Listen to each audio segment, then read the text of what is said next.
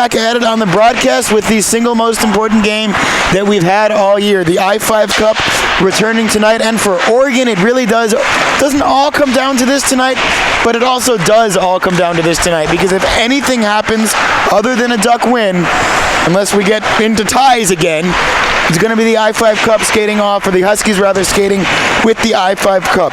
Real quickly, we'll kind of fill you in what's happened with the Ducks since we've last joined you. It's been since November since you've been with Colin and I. Those were a couple of wins against the Ducks, or for the Ducks against Western Washington. Since then, in the new year, the Ducks have gone up to Portland, 2 wins against Portland State, and then they went down to Los Angeles. UCLA and USC, 3 games total, 1 win, 2 losses for the Ducks. And talking to Sam Rosenberg before the game, he's kind of our connection to that locker room. Real fan of the broadcast, real friend of the broadcast, Sam is. He was telling us it was another one of those kind of club hockey cases of just logistics were totally against the Ducks. They flew in, they checked into their hotel late in LA, then had to drive all the way out to Anaheim. Anyone who knows Los Angeles driving knows that's a pain in the neck. Then they had to play a game there, come back again, games the next 2 nights, 3 games in 3 days. They were able to get the win when they finally kind of got rested. They got that win, a 7-2 win against UCLA. Other than that, though, 3-1 and 4-2 losses against UCLA and USC in the first game. As we see some of the parents coming in to say hello. At that same time, it's been sort of up and down for Washington as well. They had a couple of losses in Seattle to Western Washington. But then they had, on the road to Western Washington, but then they had a pair of home wins against the UCLA team that the Ducks went 1-1 against. All of those common opponents really reinforcing what we saw those first games in Seattle. When they get 5-on-5, when they get even kind of strength skating, these are 2 very even teams. Absolutely. Both teams come into this game, last 5 games, 2-3. Can throw that all out the window. I-5 Cup, it's in Eugene now. A lot of bad blood. The last time we broadcasted this series, 0.8, how can we forget? 0.8 seconds left, tie game, went to overtime, no goals, and then Washington elected not to do a shootout, and boy did that irk, if not most, the entire Ducks team.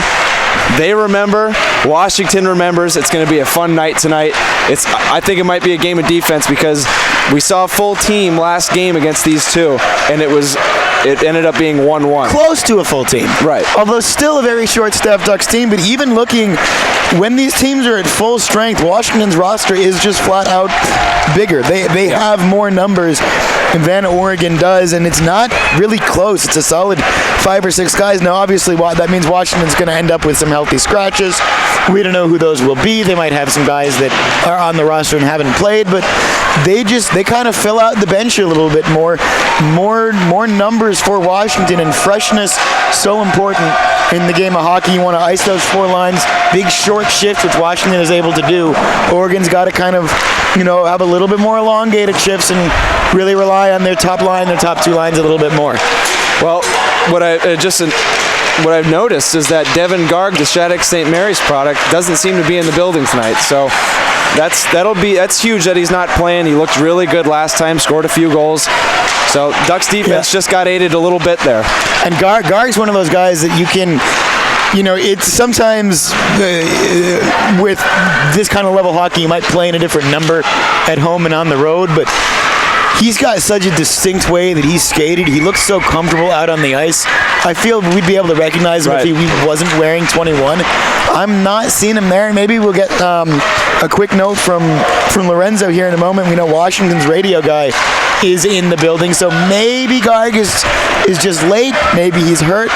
Something to consider, but still other names to watch out for Washington. We know Alex Black has been very good against the Ducks in the last couple of years. James J.D. White has been good as well, and we saw guys like Semke, McGrew, Jennings, Kinkoff, all names that we mentioned a lot when we were back up in Seattle. But this, I think, is going to be a very different Ducks team than any of our Husky fan viewers who may have been at the games in Washington and wanted some video instead of the audio. This is not the same Ducks team that went to Seattle. just so many more guys that are out here. That first game in Seattle, Oregon had 2 lines, 1 extra skater, 3 total defensemen, and lost Trevor Schott, remember, at the end of the second period in that first game. They were basically skating 8 guys by the end of that first game. Still scored 6 goals on something like 14, 18, 19 shots, or less than 20 shots. So, Oregon has, if they can roll all their lines, I think you can say Oregon has the upper hand, but Washington's a bit of a variable because they've been a good team this year also. They have. And the thing to remember is that the Ducks have a chip on their shoulder. They were really irked that they couldn't get that shootout opportunity. We asked Coach Leahy about it. We can't really say what he told us on the air, but it's safe to say he was not happy at all. So they remember. Trust me, hockey players remember. The Ducks remember what happened. They're home now. Good crowd here tonight. It's going to be a fun game. We saw a battle of defense last time. I'd like to see Jeffrey Miles get challenged more. That first game, only 14 shots. Second game, not many shots either. You got to challenge him. He gives up rebounds. The Ducks crash the net really well. I'm expecting a big night from these forwards, and there's a whole set of defensemen out there. Jackson Howery's been good all year. It's going to be fun to watch a complete Ducks team play this Huskies team. Absolutely is. So let's talk about specifics for this game. Cullen, put your Coach Leahy sweater on. What would you be saying in that locker room? Give me maybe 2-3 keys to the game for the Ducks tonight. Oh, they just got to play with a lot of heart and a lot of emotion, which we know they will. They got to execute, crash the net, because I noticed Jeffrey Miles just gives up a ton of rebounds. Crash the net. The forwards got to show up. Defensemen have to play smart. Try and stay out of the box. That's going to be big, is try and stay out of the box. Do I think it'll happen? Probably not. But it never does. But if they can get on the advantage of having more power plays, not playing against themselves on the penalty kill, even though their penalty kill is pretty solid. Stay out of the box, ton of shots, crash the net, and play smart defensively. Absolutely, and I think the one player you talked about staying out of the box, who this game might turn on for the Ducks, is Michael Luke. Yeah. Luke's going to be starting on defense along with Taron Donnelly tonight for the Ducks, and he's a player this year we give him, I think the only fair way to say it is that we give him a lot of crap on the broadcast. He does take his fair share of penalties, but he has been, when he's been able to play, sound, solid, fundamental defense this year, he's shown that he's more than just that enforcer. He's more than just that big physical guy, and he can make good defensive plays. Don't forget, Joe Point 8 doesn't happen. Yeah, it doesn't happen. If Michael Luke doesn't come out of the penalty box, but if Michael Luke doesn't stop that empty netter and start that whole sequence, Huskies win 2-0, Joe Point 8 never happens, and we're in a very different boat tonight. Even though the Ducks would, if they had lost that game, they would still need 2 wins. They have the momentum in this series, despite not winning a single game in Seattle. So, we got a lot to look forward to tonight. We're going to take a quick break here as we've got about a minute left in warm-ups. We may or may not have anthems. That's been a bit of a mystery in Eugene so far this year, so don't run off anywhere too fast, and we will be back with you for the start of the first period very shortly.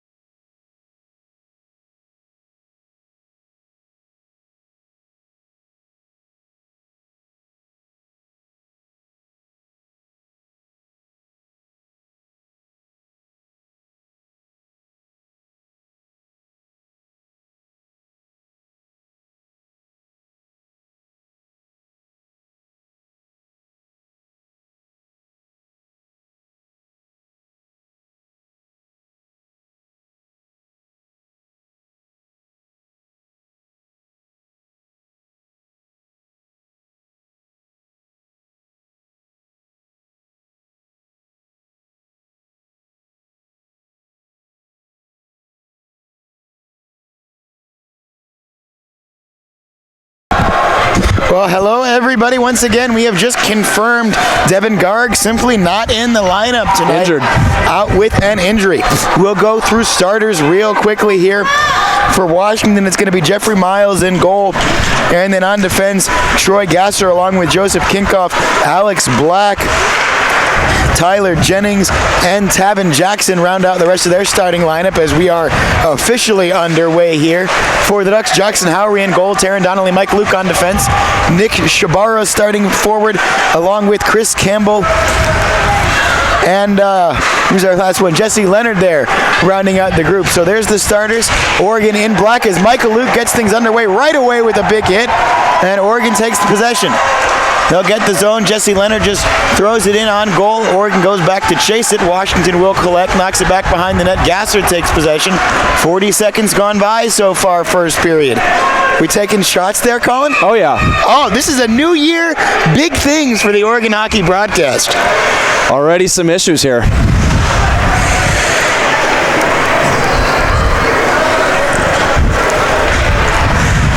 As the Zebras have a conference. That's a quick conference. Don't really see that first 20 seconds of the game. And we'll get a face-off right here at center ice. Pretty good turnout tonight. They've been working overtime at the ticket booth so far, and we've got the large chunk of that whole middle bleacher is filled. We know we've seen some Duck parents here already. Always a treat to get to see you guys. And first touch of the game for Joe Point 8, the hero in Seattle, had that slap shot beat Miles' stick side with 0.8 of a second left, gave Oregon that tie. And then, of course, there was the overtime and then the shootout that wasn't. The rest is history there, but right now, none of that matters. Oregon needs 2 wins in Eugene to retain possession of the I-5 Cup. As a line infraction here. Kind of upset there was no ceremonial puck drop, part 2. Yes. That would have been How interesting. could we forget Chris Campbell winning the ceremonial puck drop on the road? That was a huge win. That was a huge win. It wasn't just the win, though. He sellied afterwards. And Chris claims that he didn't realize what a big gesture that was until he did it. I don't know about that. I think Chris knew well what he was doing. I think it's one of the unwritten rules. As Pat Taylor getting into it a little bit there with Simon Matchlock. Darren Toller flips it in and hit the glove, goes wide. Luke tries to knock it back. Luke got stood up a little bit. He's not used to that. Deflects loose, but no harm in the slot. Washington trying to get to it now, and the Huskies will change as Oregon goes back behind the net. Michael Luke with it. And Toller's pass intercepted. Big chance for the Huskies there, but good job by the Ducks to get bodies in the way of it. No clean shot comes through, and Chris Campbell now will absorb the contact as 2 Huskies come crashing in on him. Just hides the puck against the boards, and now Oregon with it. Jesse Leonard tries to move it around to Husky. Couldn't get it all the way through, but it's sort of stuck in the neutral zone a little bit as Leonard and the Husky both go stomach first towards the boards. Washington tries to keep it in the neutral zone, have to get back on side, does Alex Black. And Leonard gets his stick on that one just past the red line. Oh. And we'll go the length of the ice there as there's a collision at center. You get a good look at that one. Yeah. That was a big one. Gasser's shot doesn't get all the way through. And now go back. Could be an opportunity for Nick Shabara. Shabara, one of the best stick handlers on this Ducks team, but that puck was at the chest level of Chris Campbell. Not much he could do with it. 16:50 left first period. Still no score. Very conservative game so far. Neither team really trying anything too crazy, playing in their system, and the Ducks playing really well defensively so far. I'm liking what I see. Yeah, Washington tried to get the center there. Ducks took it away, but the puck's still staying in that Duck zone.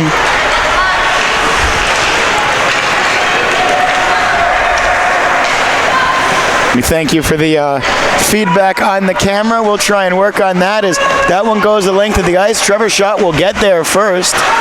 And Schott tries to beat a couple guys, but couldn't get the centering pass to Jake Yale. Still with it is Schott, though. Schott back out for Yale, and then back to shot. Loose in front, they score! Jake Yale for the Ducks, and it's 1-0 Oregon. Like I said, Isaac, rebounds are going to be huge. Jake Yale set up that play for himself. That was a great pass to Trevor Schott. Schott with a nice, easy shot towards the net. And we've seen Yale get a few of those rebound goals this year. He really parks himself out in front, and he got rewarded there. Huge jump early here for the Ducks. Yeah, Yale's one of those guys. He's a real smart hockey player. He really is. He's not a huge guy, but he's in the right place 99% of the time. And a lot of the goals he scores are exactly like that one. They're just good whole attacking sequences where he gets himself into the right position and he's able to beat Miles on the rebound there, which is something we saw in that first game against the Ducks, or against the Huskies rather, where Oregon put up 6 goals. A couple of the goals did come off the rebound exactly like that one. Now how will Washington respond? They nearly immediately beat Howry there on a deflection, but all comes out. Long shot there, one-time effort. Goes well wide, now back behind the net. Huskies still with it, trying to get a clean shot. And trying to center are the Huskies, looking there for Braden Kochak. Good shot block there, and Washington now has to regroup on side. Also gives the Ducks a chance for a free line change. Harrison Landers with a touch there, but lost the puck, almost dangerous. Oregon keeps it though. Chris Campbell throws his weight around, earns some possession for the Ducks. And a battle right in front of Kevin in the scorer's booth there, who's doing it all tonight. Scoreboard, PA, and score sheet. Despite the fact that he has very poor taste in baseball teams, we always love the help that Kevin brings to us. 14:35 left first period. Oregon's got the 1-0 goal. That tally from Jake Yale. Donnelly makes some nice moves through the zone and is then lit up by Troy Gasser. A little bit late, but nothing really doing there. We'll see some big hits thrown. Is Michael Luke already involved there? Earl trying to get the Duck fans going with that Go Ducks chant. And Jesse Leonard tried to center it, but there was just no one there. 14:05 left first period. Washington on the puck, it's black. Look for, I don't know if you're, Rebound there for shot, goes off the post. Look out for Troy Gasser though. I don't know if you remember, but a few Ducks players and him got into it a few times. That'll be interesting to see how that plays out tonight. Gasser might be in that Michael Luke crowd on the Husky team. He seems to always be, I don't know if that's fair to say. I don't really get enough exposure to this Husky team outside of the Duck games, but maybe he just really doesn't like Oregon. He seems to always be right in the middle of it when these two teams get together. Well, you always need that one guy on defense who just lays down the hammer, and that seems to be the guy. Schott gets a pass in, it's through, it scores! Trevor Schott setting it up again. That was Zach Foss, though, that did the dirty work, put it home, and Oregon leads 2-0 inside of 7 minutes. Schott with another huge pass there. Foss smart enough to pull it back and go glove side on Miles. Miles was expecting the initial shot on the blocker. Foss pulls it back, goes glove, no shot. That's a huge play. Yeah. So 13-18 left first period. Oregon out to this 2-0 lead, but it's been referred to in hockey sometimes as the worst lead in the game. Although interesting, some folks are starting to refer to a 3-goal lead now as being the worst lead in the sport of hockey. So different game than your soccer. 2-0, not necessarily the end of the night by any means. Here's Cody Dries. Dries tries to get it in front, and that one hit the side of the net. 12:51 left. Dries has the A on his chest, one of 47 Duck players to be an assistant captain. Try to get it to Pat Taylor. Taylor couldn't quite control it, and Washington will move up ice. Both teams get some new bodies out there. Keep up the pressure if you're the Ducks. It's really early in this game, already a 2-0 lead. And 2-on-1 here. Scooby's out there. Scooby to Taylor, but Pat couldn't get a clean handle on it. Do keep possession though, does Oregon. Well, only as long as it took to give it away, but stays in the Husky zone. Shabar will pay the price to go to get that one. Jesse Leonard tries to control it. Still battling forward is Leonard. Backhand shot goes wide. Rebound to Campbell and will go all the way to the length of the ice to Jackson Howery. Howery will come out to the face-off circle to play it. Whew. Might second guess that one though next time, as it almost cost him. Meeting that one at the blue line or so was Tavin Jackson for Washington. Couldn't get it on goal, and Washington forced to play the puck here. Yeah, you don't see that often. We've said plenty of times on this broadcast, Jackson Howery's a pretty good puck handler, and he's pushed it up plenty of times. That's a miscue on his part, but you won't see it often. No, but I mean, that comes with the territory. Absolutely. When you are as confident as you are with the puck, as Jackson Howery is. Sometimes, confidence is usually a good thing. Right. We'll leave it at that. Neutral zone, Yale flips it back forward, and Trevor Schott with it now. Schott gets it through some trees. It'll go back for Michael Luke. Luke throws it toward goal, tried to deflect it to the Ducks. It's still loose somewhere, and comes back to Schott through, goes wide. And Joe Hoover and Tyler Jennings of the Huskies got tangled up there, and were both just sitting on the ice waiting for the referee to call a penalty on one of them. It didn't happen. They would both say they were in the right, of course. Michael Luke knocks it forward and makes a big hit there. He's going to come up with a penalty. And interference, the call against Michael Luke for... You see an interference there? You could have let it go, and you could have called it. It's one of those penalties where, in this kind of game, I think it's probably the right call, because this is still the first period, and for all the people who've watched this broadcast before, we know that this will get chippy as the game goes on. Yeah, something to be said for keeping control, or at least attempting to keep control. So Mr. Luke goes to his office, first time tonight. And we'll see that Ducks penalty killing unit. It's a group of guys that are very aggressive on the PK. We've seen it lead the shorties, and we've seen it come back, to haunt the Ducks at times. But, it's your system, and you're going to stick to it. Absolutely. And we'll see if it can lead to anything for them tonight. 1 minute and 48 seconds still left on that interference penalty to Mr. Luke. Huskies cycling the puck here. They shoot it through, and a good pad save made there by Jackson Howery. Ducks get the clear. They get the change. 4 new guys out there. 5 new guys would have been a problem. And here come the Huskies through the zone. Good confident skating there from the well-named Christian Cinderella, but he didn't get a shot off of it. Huskies rotating now. Puck hit a skate. It looked like Chris Campbell getting a block on it there. And Washington really having trouble getting one through to Howery so far in this power play. That was a nice move, though. But the shot went wide of the cage, begging for something to be on target. 9:56 left first period. Minute flat left on the penalty to Luke, as that one's thrown in from about center ice, and Howery will get a confident glove to it and get the whistle. Very solid penalty kill. And we got about a solid 5 seconds of clock there that it ran off that shouldn't have. Well, we talked heavily about the box situation in Washington, and the players had their own fair share of complaints. So I guess that's just the product of the I-5 Cup. That's the product of definitely not watching basketball while running the scoreboard of a hockey game. Don't know where I would have even come up with that thought. Oh, yeah. All attention to the hockey game.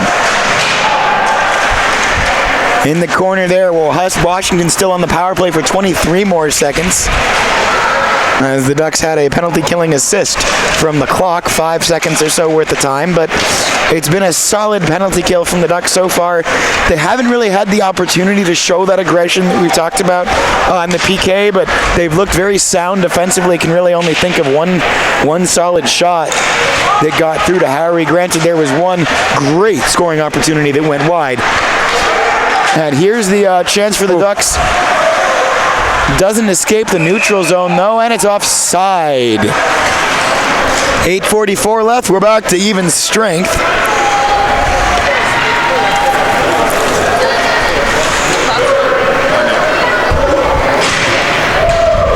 Ducks have really come out here to play. You can see that chip on their shoulder. The 2 goals really quick, and they haven't let up the pressure at all. And let's not forget, even if this isn't an I-5 Cup game, these are really important. This is a really important Pac 8 win for the Ducks with things that they're not used to seeing. They had that loss at Washington State. 2 losses, 1 each to UCLA and USC. So this is just a big Pac 8 game for the Ducks with that conference tournament coming up soon, trying to maybe, see if they can get one of those first day buys and not have to deal with playing an extra game. As Seth Starr just has his legs taken out from underneath him by Graham Gustafson. Huskies still with the puck. Back to even strength, but the Huskies still controlling the puck in the Duck zone. Mike Luke back out there, and Luke with a hit thrown there. Shot from the Huskies. Joseph Kinkoff tried to get it through. Got to get a line change for the Ducks. Guys are looking really tired out there. Yeah, and these are the dangerous moments when you are in that position of trying to get a line change. Good job by Gatcher to keep it in. There's a rebound. He dives on it and makes the save. And Cody Dries introduces himself. You had to figure Jackson Howery was going to come into this game and be at his best. The Eugene native, he knows what the I-5 Cup's all about. He's coming to play so far. Howery's a guy that seems to get run a lot.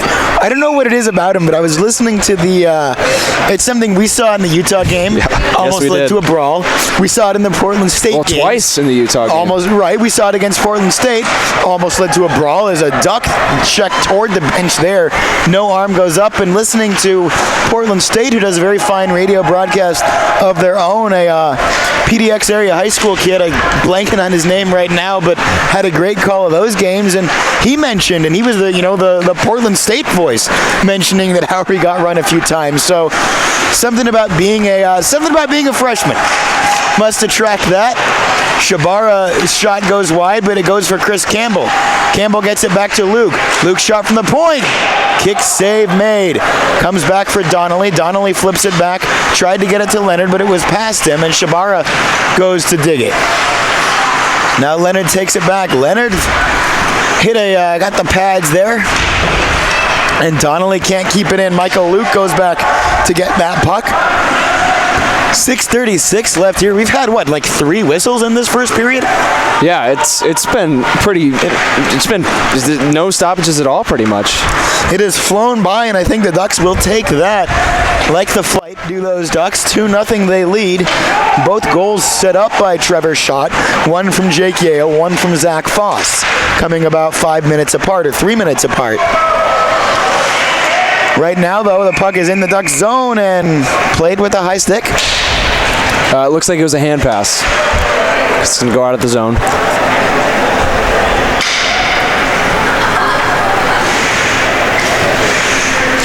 So 6:08 left. Oregon, if you haven't picked up on it yet, in the black with the yellow O. Washington in the white with the purple W. Would be quite the trick if that was reversed. Washington tried to center it there. There was maybe a split second that they could have scored if Cinderella could have gotten the puck cleanly to his stick, but wasn't going to happen.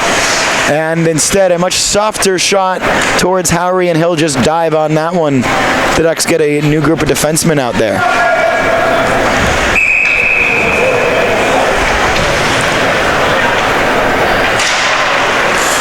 Face-off won by Oregon, but they can't control it.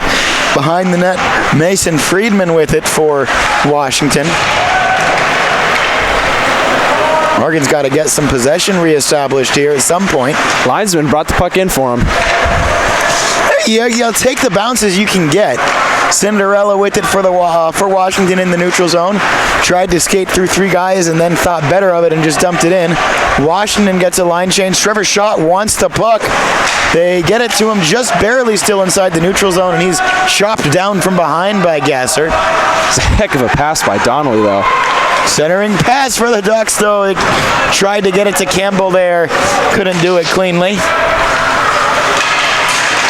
Well, it's Foss back out there. Forgive me. Shot now. Taken away by Washington. Here come the Huskies, having Jackson with it.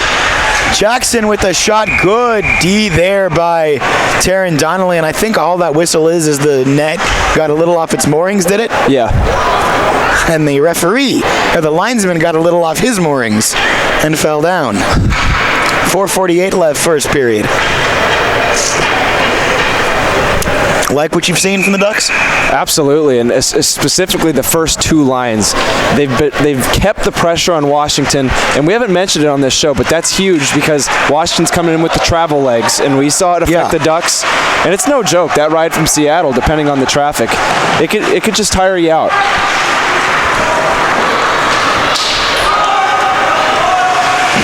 Big hit thrown there by Pat Taylor, and then he turns around and looks for another one.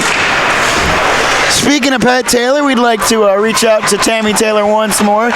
Huge thank you to the new headset that we have, as you can hear myself and Colin both. Colin doesn't have to stand there with the microphone anymore, and good desperation defense from the Ducks there, as that puck was loose in front and Howry facing the wrong way, but it was able to be cleared out by the Ducks.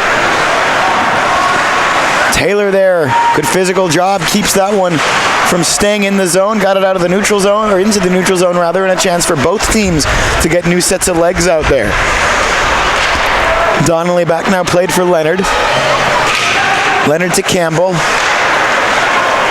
Campbell back to Landers, who tried to flip it to Toller, couldn't handle it cleanly. Goes all the way to Howry. Howry again with the pass that doesn't get where he intended it to. Slap shot there for Washington. Glove save, Howry. How many times have we said that on the broadcast this year? Very nice glove that he has. It'll be tough to beat him on that side. I like it a lot too. My favorite glove in the Pac-8, in fact. I'd hope so. 3:25 left. Yet to have a Sammy 4-goals sighting so far tonight. But I'm sure it's coming. Do you mean like on the ice? Because he's had a shift out there already. Did we see him? Yes. There has been a 4-goal sighting. All right, well, we have seen him. The younger eyes of the broadcast able to see it quicker.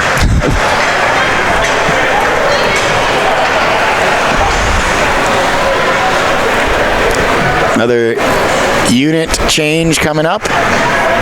Let's take this moment to be thankful for the fact that we have 4 officials tonight. Absolutely. I was really excited to see that when they came out, especially in this kind of game.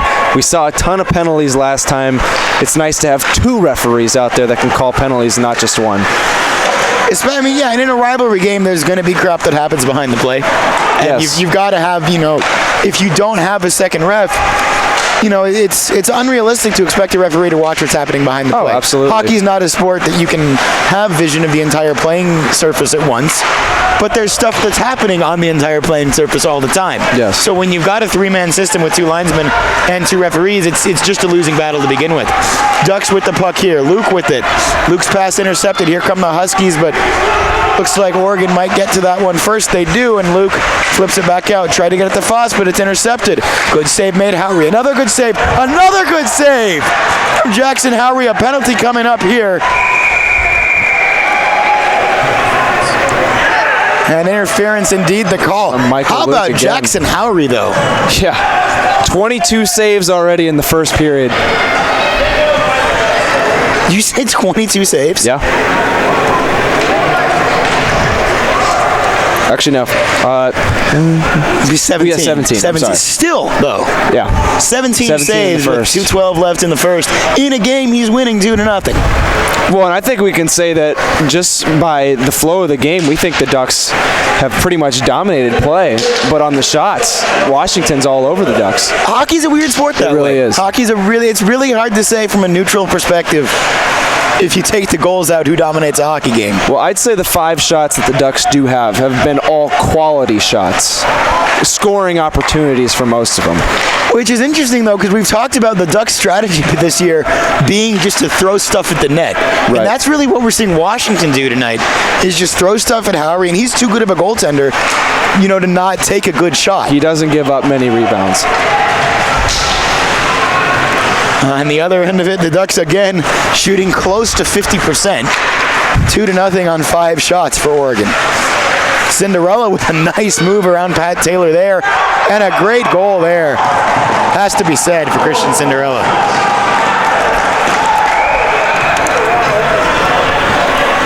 He really deserved that one. He came into the zone fast, had put on a good move, finished with a great shot. We've said that Jackson has a great glove. The blocker, maybe not as fast, probably not as fast for most goalies. Cinderella tucks it in the left post there. And that's a big goal for UW. A minute 22 left in the first period. They still have time, theoretically, to tie this game before the end of the first, but even if they don't, just to get something on the board to hit the Ducks in the mouth a little bit. And we've got... Ducks will be on the power play. Penalty coming up here. High sticking the call. And Captain Kotchak for Washington. If we could please, if Braden's parents are watching by some miracle, please let us know in the comments how to say that name, because I have been given a different answer every time I have asked a member of Husky Nation how to pronounce it. So if anyone would like to contribute, we would really like to do better on the broadcast. Until then, we'll just keep trying. Oregon on the power play for the first time.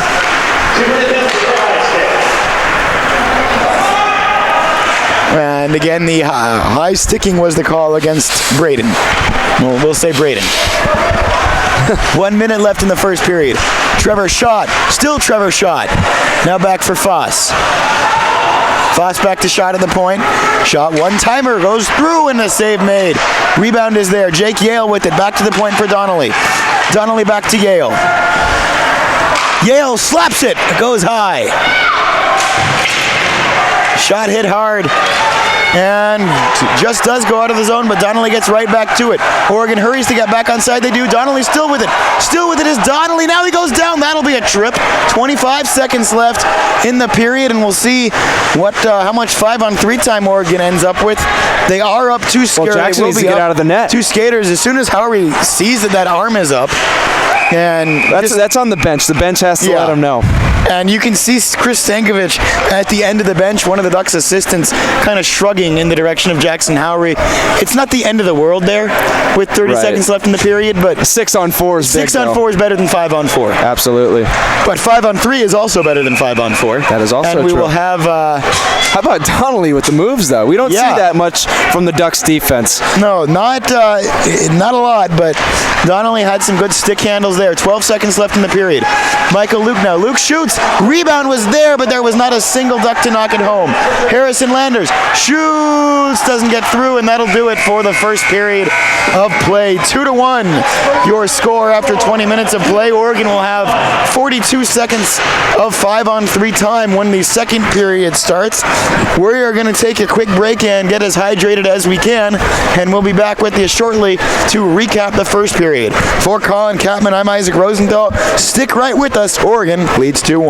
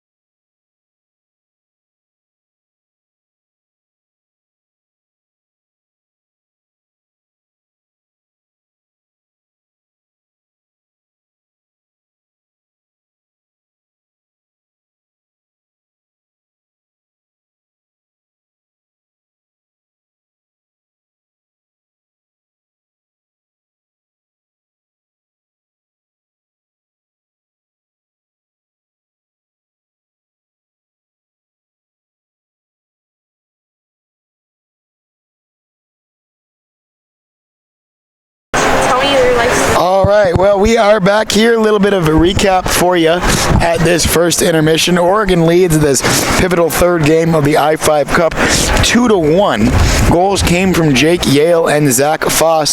Surprise, surprise, both assisted by Trevor Schott. And then Washington got a goal of their own on an absolute beauty from Christian Cinderella. Just made a nice deke in the neutral zone. Scored from the high slot, beat Jackson Howery, a high blocker. But that's really the story of it. 19-7 you had shots, Colin? Yeah. In favor of Washington, although not looking at the shot clock, you'd say Oregon controlled that first period. So what does that all mean when Oregon can play maybe quote-unquote better, but Washington has a double-digit lead on shots, yet trails in the game? It's very weird because I think you and I both agree, and I think most everyone would say that the Ducks had firm control of that period. It just seems like the Ducks' 7 shots were all quality shots, and they had some shots, attempts on net that didn't go in either. You know, Washington is just really throwing the puck at the net almost every play. They've had a few rebound chances, but Jackson Howery has stood up to the task. He's had a really good game so far. That goal by Cinderella, it's almost unblockable because it was a ripper from the slot, high blocker. That's a difficult shot to block. Looking at the shot total, they have to shore up the defense a little bit more. They've had a ton of shot blocks by the forwards. I think by and large the defense has played well, but 19 in the first isn't good. They gotta shore that up, and it's a 2-1 game, 5-on-3 to start. They really need to capitalize. Open the period up again with some momentum. They had the momentum in the first. They still have it now. Keep the Huskies on their heels and capitalize on this 5-on-3.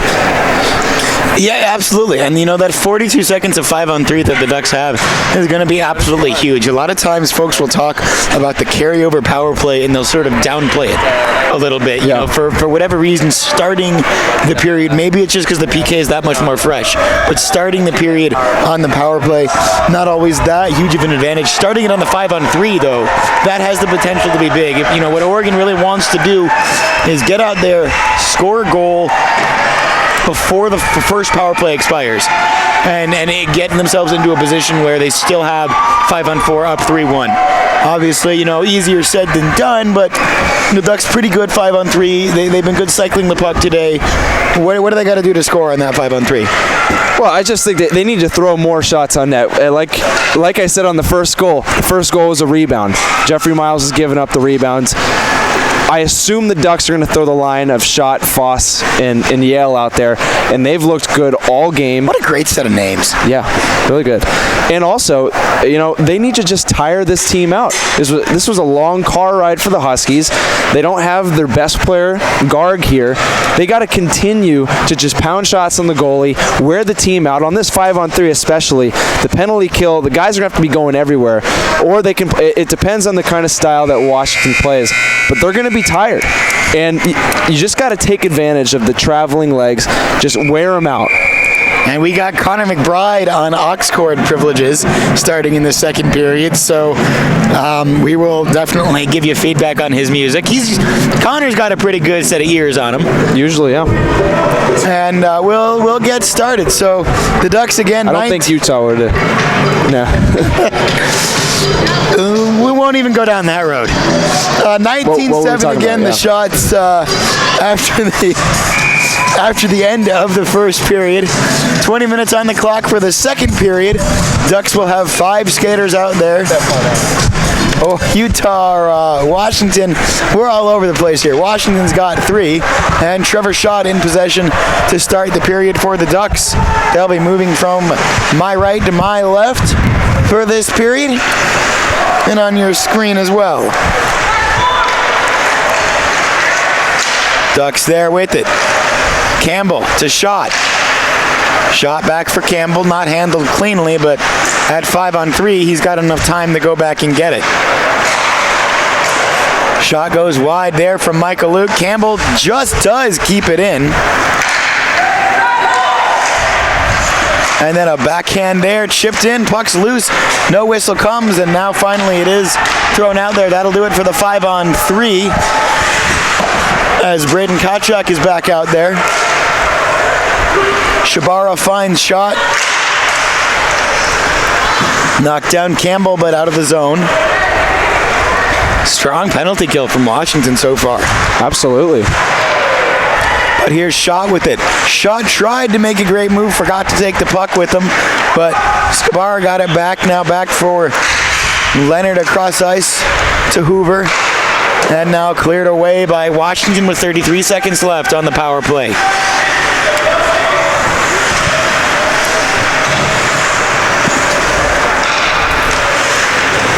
Ducks will have one last sequence here with the man advantage. 18 seconds left on it. Hoover flips it back for Donnelly. Donnelly with a nice pass to Leonard. Leonard tries to carry it around. Took a weird bounce. It's loose in front. Still loose, and now the net is loose.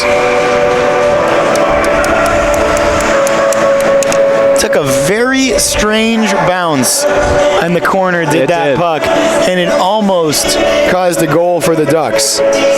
Friedman just sent Yale crashing into Jeffrey Miles. I'm sure Miles didn't really appreciate that one. As a defenseman, you should know not to push the opposing player and your goalie on purpose. Not only will that probably start a riot, but that doesn't help your goalie out much either.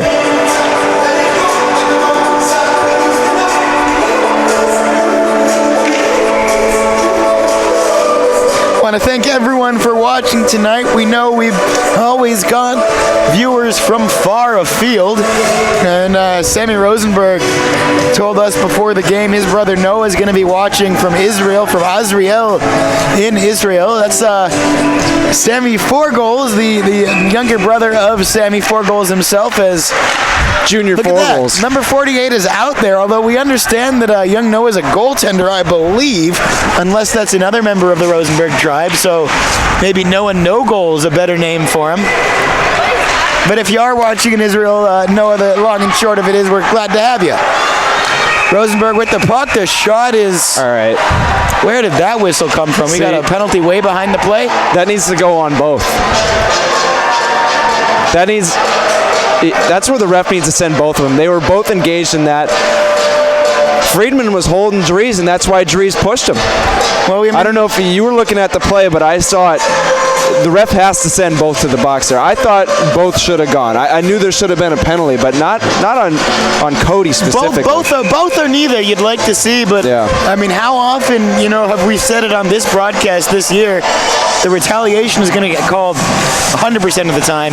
The original thing is going to get called maybe 50% of the time. Yeah. It's just, refs are more likely to see that retaliation seems to be a truism. So the Ducks back to the penalty kill here for 2 minutes, 17:48 left in the first period, or second period, with the Ducks clinging to that 2-1 lead. Oregon still trying to get their shots out. Ducks did start this period with the man advantage, and now right back for Washington with the man advantage. Cinderella does just keep that in. Gets it back now to the corner. Back to the point for Gasser. Gasser thought about a slap shot instead to Cinderella, and trying to find Tavin Jackson as well for the tap-in. Couldn't get it cleanly, and now cleared off the boards the length of the ice. Cinderella goes back to get it in front of Feldman, or Miles rather. Get the right goaltender there. And cue it up again. Feel like a broken record. Glove save, Howry. That's where I think Cinderella has to go back to the well there and try and go high blocker. I mean, if it ain't broke, why fix it? Exactly.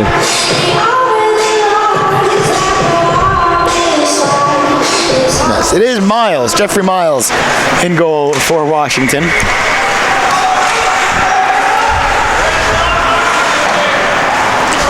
Flipped around the ice there, goes back behind the net for Washington. Still 51 seconds left on the penalty to Cody Dries. Dries himself no stranger to that box. And that shot blocked before it got through. Ducks looking for a chance to be aggressive on the PK. Haven't seen it much from them this game anyway. Maybe it's something that Coach Leahy's trying to institute. Bit of a new strategy, and it's in. Washington on the power play just snuck it home.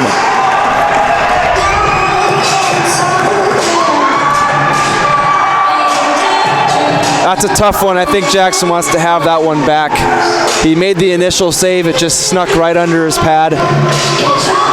but that is just a good shot by Ryan Jerem, and a rocket from the point.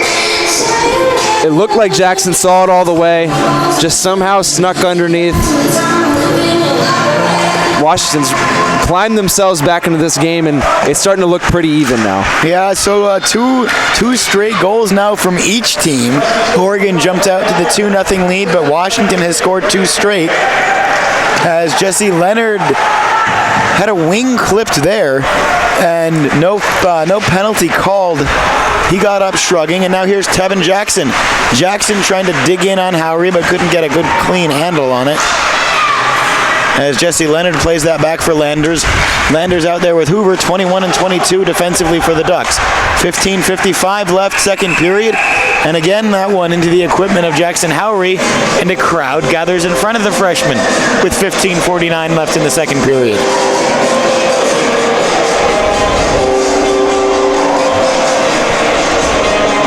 Good to have music here. Don't get that at every Duck home game, but Bride's got some good choices going on. Adds a lot. He knows what he's doing down there, McBride. He's got some good tunes going on. McBride, a Duck hockey legend in himself, sort of had to depart from the game after one too many concussions, and that's a story that's becoming all too common. But you know, you definitely, the rest of your life is more important than hockey. As hard as that can be sometimes for a guy like McBride to really come to terms with. You know, he's done good, really into music now, and a musician in his own right is Connor McBride. 15:30 left, second period. Taron Donnelly on the puck. Donnelly through the neutral zone. Donnelly has made some good moves tonight, and he's feeling it.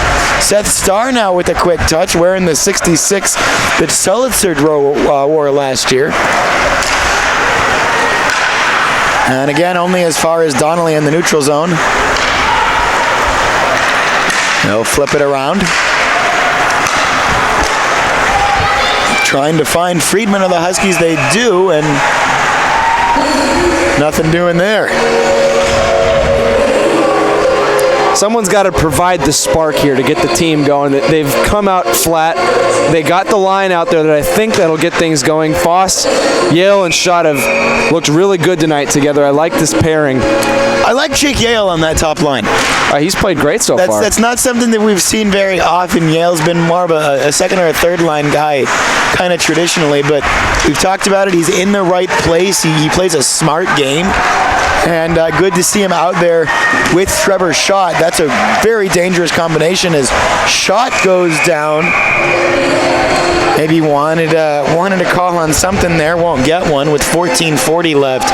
Second period. We'll have a face-off coming in the Husky zone. Schott, he's looking for the penalty there. He can't believe it didn't get called. I can't believe it didn't get called either. I think you saw it too. That was a pretty easy one to make, but I guess the ref felt like Schott just fell down on his own.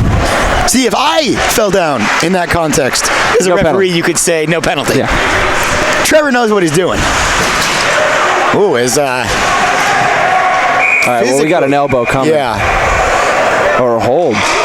Something. It's got to be on Smith, right? You know what? When am I going to learn not to guess the penalty call? Because I've been wrong, I think, more than half the time. Smith is shaking his head and he's shrugging, but we could see it looked like an elbow. We had as good an angle on that as we've had on any penalty all season. Yeah. And he took an elbow straight into the boards. It might not have been, it's not the same elbow as throwing a high elbow up on a guy in the middle of the neutral zone. Elbow's an elbow. But an elbow is an elbow. And you get your hand, you get any kind of contact up toward the head or the face. In 2016, that's going to get called 200% of the time. A hold is an interesting call. But a hold, perhaps, maybe not what we were expecting to see. Penalty's a penalty, though, and the Ducks back to the man advantage with 14:13 left, second period. Oof. Watch out, linesmen. Linesmen have had it rough tonight. Jesse Leonard trying to find some space. He'll knock it back behind the net for Campbell and maybe as far as Donnelly. Donnelly rips it through, didn't hit anything there. Hoover tried to get shot onto something. Couldn't. Now back for Taron Donnelly. Donnelly to Campbell. Campbell back for Taron. And Donnelly flipped forward. keeping it out of the Ducks. Campbell will go behind the net. Campbell for Shabara, couldn't get it clean, and then losing his stick was Scooby, but he picks it right back up 1 minute halfway through this power play with 13:26 left in the second period. We've got a 2-2 tie. Again, a win for the Huskies tonight. That's it for the I-5 Cup. It'll be all pride tomorrow if that's the case. If Oregon wins, they still need a win tomorrow, or a tie and then a shootout victory, and then we get into all sorts of complicated maneuvers. 13:05 left. Again, if you somehow have yet to see it, Joe Hoover scored with 0.8 of a second left, game 2 in Seattle to tie it. There was no score in overtime as Cody Dries has a bum stick. And then after the scoreless overtime, we thought there was going to be a shootout.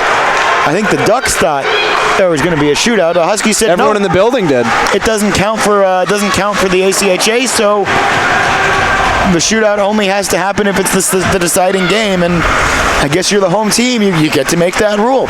Trevor Schott through the neutral zone. Ducks are just barely onside. Uh-oh. And this is bad news. Coming out of the box is Keenan Smith. Smith right onto the puck. Cinderella scores! One-timer there. Well, you could just see that one coming. When I saw it was Cinderella coming down in the slot, he's a very good player.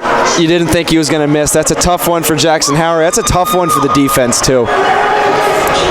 You'd like two beauties scored by Cinderella. I couldn't hear if Jackson was banging his stick, but usually that's what the goalie does to let the defenseman know that the guy's coming out the box. I didn't hear it. Maybe it happened, but that's a tough one, and it's the right timeout by Coach Leahy because the team just hasn't looked good this period, and they've allowed Washington to claw back into this game. That's 3 straight now. Not what we were thinking at the start of the first when it was a quick 2-0. Absolutely not, and for coaches Leahy, Stankovic, and Lewis behind the Ducks bench, this is a big timeout. And this next goal, it goes without saying, is a very big one. It wouldn't be the end of the world if Washington were to get that. We've seen a 2-0 comeback already and 3 straight goals from Washington, but Oregon needs this game, period, the end. They don't win tonight, they are not going to win the I-5 Cup. And, it would be tough to have to come out tomorrow and play knowing that. Washington was in that boat last year, in all fairness, right, where they lost the first 3 and then came out and dominated game 4 after Oregon with the metaphorical and perhaps literal hangover in game 4 after the 3 quick wins. This would be a little different, but Washington's they've maybe got the leg up right now. 3-2 lead, they've scored 3 straight goals. Oregon was looking hot, and Washington has really come back. So the Ducks are really going to look out to get this next goal. Look for Trevor Schott to do his thing. Look for Nick Shabara to do his thing. That's what you want to have happen if you're the Ducks, and I'm sure that's what Coach Leahy was driving at in the huddle there. That'll go icing length of the ice, and we'll get a face-off in the Huskies zone. So already a good start. Someone's got to provide the spark.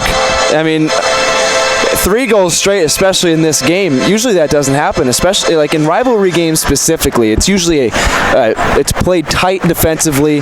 Both teams are trying to play as smart as they can. This is a tough one for the Ducks, and now a breakaway. Nearly, but still an opportunity for Washington. Howry's there. Washington scores, but no goal. That's huge. Referee immediately says no goal. In the crease.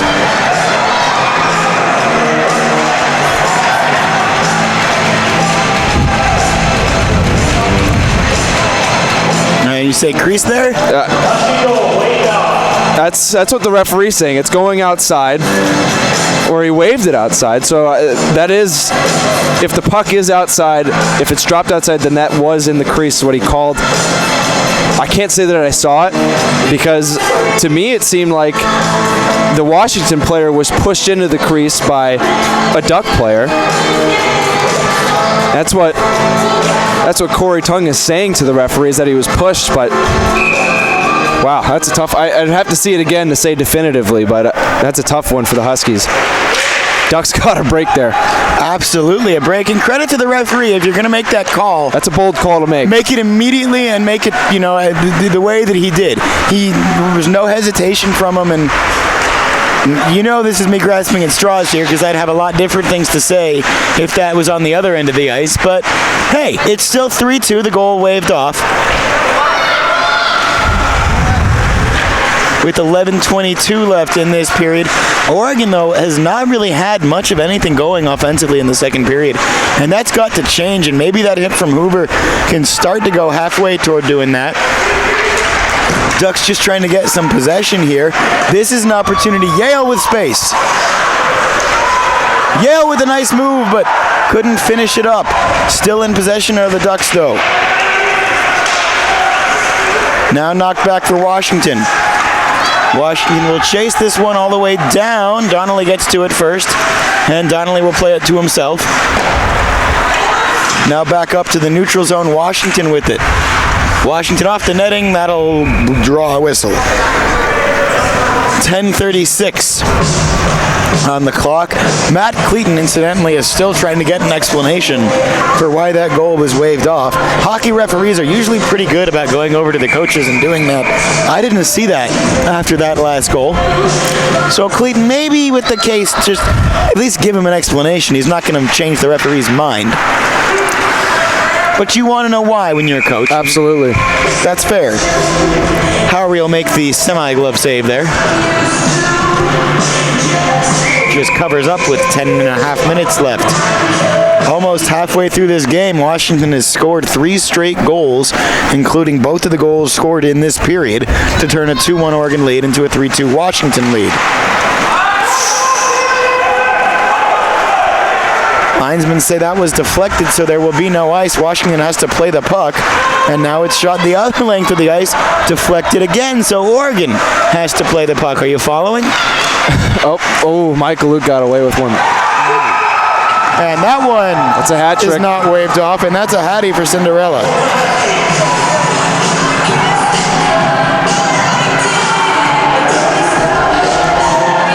Washington's come out to play in the second period. That's 4 straight now. Cinderella having a game. Just an excellent shooter. He's really picking his spots. All the shots are quality shots and good looks. The Ducks defense really has to take this to heart. 4 straight. They've given Washington too many chances. They got to shore it up, and the offense really needs to get that spark going. They've looked really sloppy this period.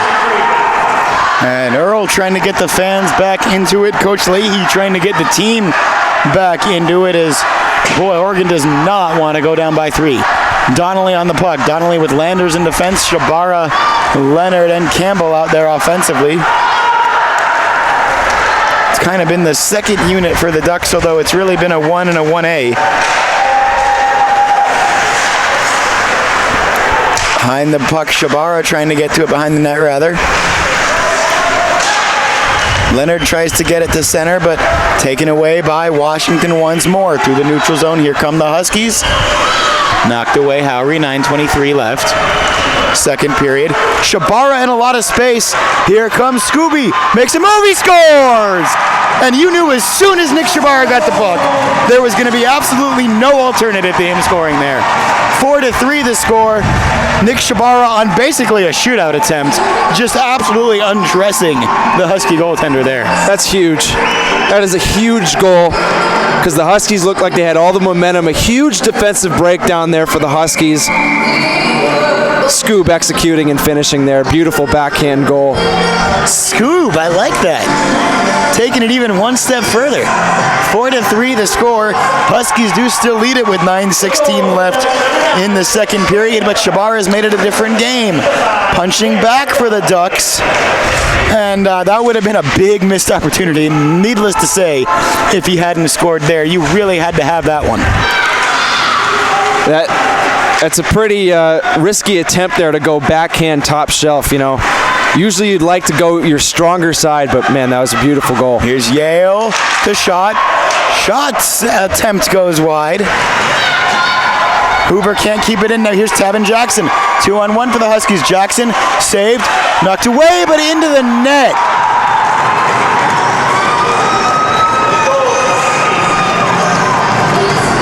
You see who had that for Washington? Yeah, that was Alex Black.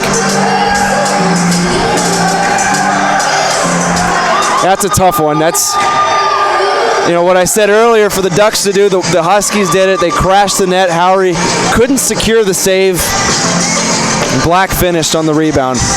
Yeah, and that's a big blow. It's kind of that hurts after you finally got back into it. You finally got your mojo back a little bit for the Ducks, and nothing I don't think Howery could have done on that one.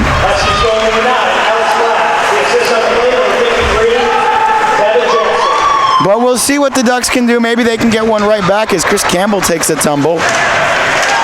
Took Washington about a minute to respond to that. And credit to Matt Cleaton, because he must have said something in that intermission.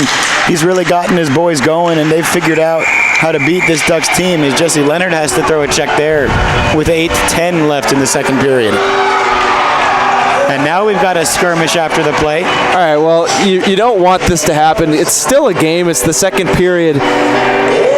You don't want anyone thrown out. The Ducks really need this one. They really need this win. This is like you said, it's for the I-5 Cup. If they lose tonight, Washington's won it. You don't want anyone getting thrown out in the second period with a lot of hockey left. And Taron Donnelly has to be driven to the box. We got a Husky player sitting down as well. I think we will. I think we might be going 5-on-5. Might just go fives here. Although we've got two Ducks in the box. Shabara will sit down as well. And two Huskies in the box. Shabara and Donnelly, Cinderella, and Mason Friedman, I think. Yeah, it is Friedman. And in fact, you got fours out of that somehow? Yeah, it's 5-on-5. No, we got five. So they'll both be out, 2 minutes and a whistle, I suppose. Probably just matching roughs both sides. Probably the best way to do it. But we've seen some of these refs with a quick hook, with skirmishes like that, where we wouldn't expect someone to get thrown out. Right. We kind of, selfishly, if you're going to get thrown out, you want to earn it. You don't want to just get thrown out for one shove when you're technically the third guy in. Big stand-up hit there thrown by Michael Lucas, having to pick himself off and dust himself up. Missed that one up. Pick himself up, dust himself off was Jennings. Or Smith, minor details. Ducks trying to handle it cleanly. Zach Foss couldn't keep possession. Oh. And that'll be played toward Howery. Quick whistle. And more extracurriculars after the play. Boy, just as a former player, the whistle that quick has got to kill you. Yeah, you definitely don't want a quick whistle like that. If I'm a Husky fan, I'm outraged right now. And I had a problem with the quick whistle. I think the last time we broadcasted, the referee was pretty much every broadcast we've had. There's been whistles that have been quicker than they should be, and it's a tough spot for a referee because he just sent guys to the box because of a net, like people surrounding around the net. I'm sure he blew it that quickly to avoid something like that. Right, and the rule is if you can't see the puck, you're supposed to blow the whistle. So he's following the rules, and we got nothing out of that somehow. Here come the Huskies again and knocked away. Pat Taylor trying to get to it. Taylor knocks it back and still through the neutral zone, but Ducks have to have Taylor get back on side, so Cody Dries just flips it back through.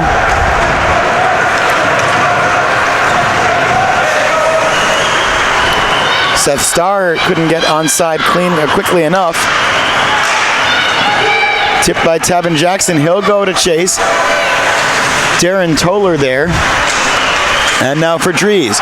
Right to the Huskies though, and that could have been a long way toward a backbreaker if Washington could have made it a 3-goal lead there, but they couldn't handle it. Hoover with it now.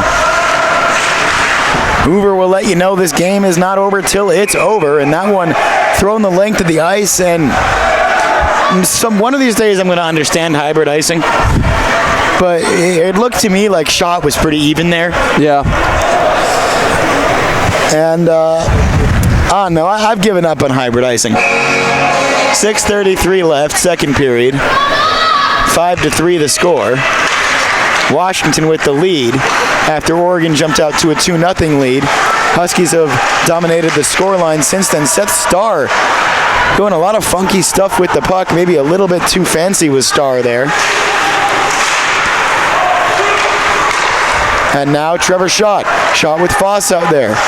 Still Schott, tried to get it back for Foss. He was a little out of position but got back towards it. Now dumped behind the net, and Washington will get the puck. Huskies get it only back as far as Michael Luke, but Luke couldn't pass it cleanly. And Gasser with it now defensively for Washington. Gasser will flip it up to the neutral zone. Washington on it, and Washington will try to enter the zone. J.D. White with it. They got to go backwards now. Back for White. Sizing up White was Zach Foss, but James just moved a little bit to his left, and Jake Yale tangles up there with the man. The Husky players in the penalty box in front of us wanted a penalty on Yale. Nothing called, though. Here's Schott with it. Schott, another nice move, and Schott is taken down there. That will draw a penalty. So that's what it takes, if you were wondering what it took to get a penalty called there. However, does get to the bench. Oregon will get the extra attacker out there. And now Zach Foss on the puck. Foss for touch for Yale. Now back for Schott. Schott shields it and they get it back. Remember, again, in the ACHA, if the Ducks score here, they will still get the power play. So this time with the goalie pulled is just incredibly important. More so than it would be in the NHL context. As Washington trying to touch the puck. Hoover with the shot. Duck knocked down. Maybe a second penalty there. As Schott went flying. We get the trip called. Will we get anything else? That's it. Just the trip. Schott wants the other one, though. Too much to ask for on that other one? I think it might be. But if you're Trevor Schott, you want the call made. It looked like It looked like a cross check there, but I'd say this is a very important power play because the momentum has been in the Huskies' favor the entire period. Now they got the man advantage. Like you've said all broadcast all year, 2-goal lead, most dangerous lead in hockey. We saw it for the Ducks already. Yep. And we've seen it halfway for the Huskies, although they were able to turn the 1-goal lead back into a 2-goal lead, something Oregon was not able to do themselves. Ducks immediately have to go back into their own zone on the power play. Hoover knocks it forward for Donnelly. Donnelly back now with Shabara with the puck. Shabara knocked off of it just enough. Neutral zone are the Ducks. Leonard dumps it around. Now Shabara. Back to the point for Huber. Now Scooby again. Shabara to Campbell. Loose in front. Oh, skying it there. The field goal attempt is good from Nick Shabara. That's a tough one. You give Scooby, puck just couldn't settle down for him. You give Scooby that shot 100 times, he probably scores 99. But people need to know that even though it was an open net, the puck was not settled down. When it's flipped up like that, it's hard. It's hard to shoot. People don't understand that sometimes happens. That's just a tough one, especially. Yeah. Oh, really? It's easy for us to pick it apart up here, but definitely. That may or may not have happened to me once or twice. Once or twice, a little bit. So I feel for him. Well, we'll see if Scooby gets another chance. Meanwhile, here's Gale still with it, still on the power play for the Ducks. And cleared by the Huskies, 56 seconds left. Standing in the box is Ryan Jamarin. Jamarin had a goal for the Huskies earlier. I think it was their third goal. Their second. The 1 goal not scored by Christian Cinderella. The glass slippers have fit indeed tonight. And I'm not entirely sure how, but that puck ends up in the back of the net. Colin, enlighten me. I mean, we've seen some weird goals. I think in the first game against Washington in Seattle, Jeffrey Miles gave up a weird one. It strikes again. The Washington game? I believe it was, yeah. Well, again. Oh, you know what? It was Washington State. That's what I was thinking. Yeah. It was Washington State. But nonetheless, it's 4-5. One of those Washington. 3:24 left in the game. Do you get a goal scorer on that one? Is that Donnelly? That was Donnelly, yeah. That get through cleanly from him? Wow.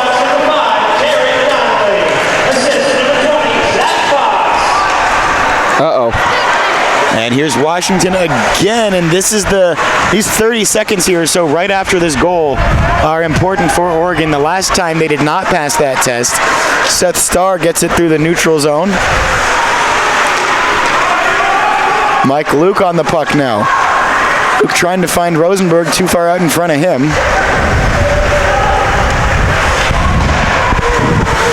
And Darren Toller trying to keep that in. Toller pretty high up on the boards there for a defenseman. Pretty down low, we should say. Kept in. Rosenberg does keep it for the Ducks. They'll go behind the net. And now finally Washington gets clean possession. They get a chance to break out. They thought about the slap shot instead, the centering pass, and hit some skates and ended up rather dangerous, but Howry gloves it and stops it with 2:23 left in the second period.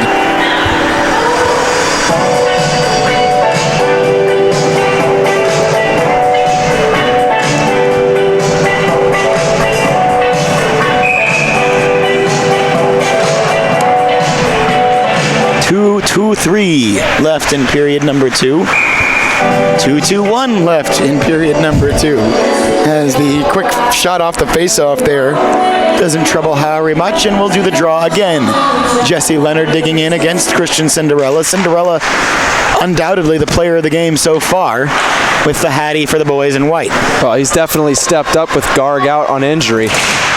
We were wondering who the next guy would be with Garg out, and I think we found out tonight. We've got our answer, and shows you what I know, because Christian Cinderella, not one of the names I starred on the Washington roster before this game, although I did not know Garg was not going to be playing.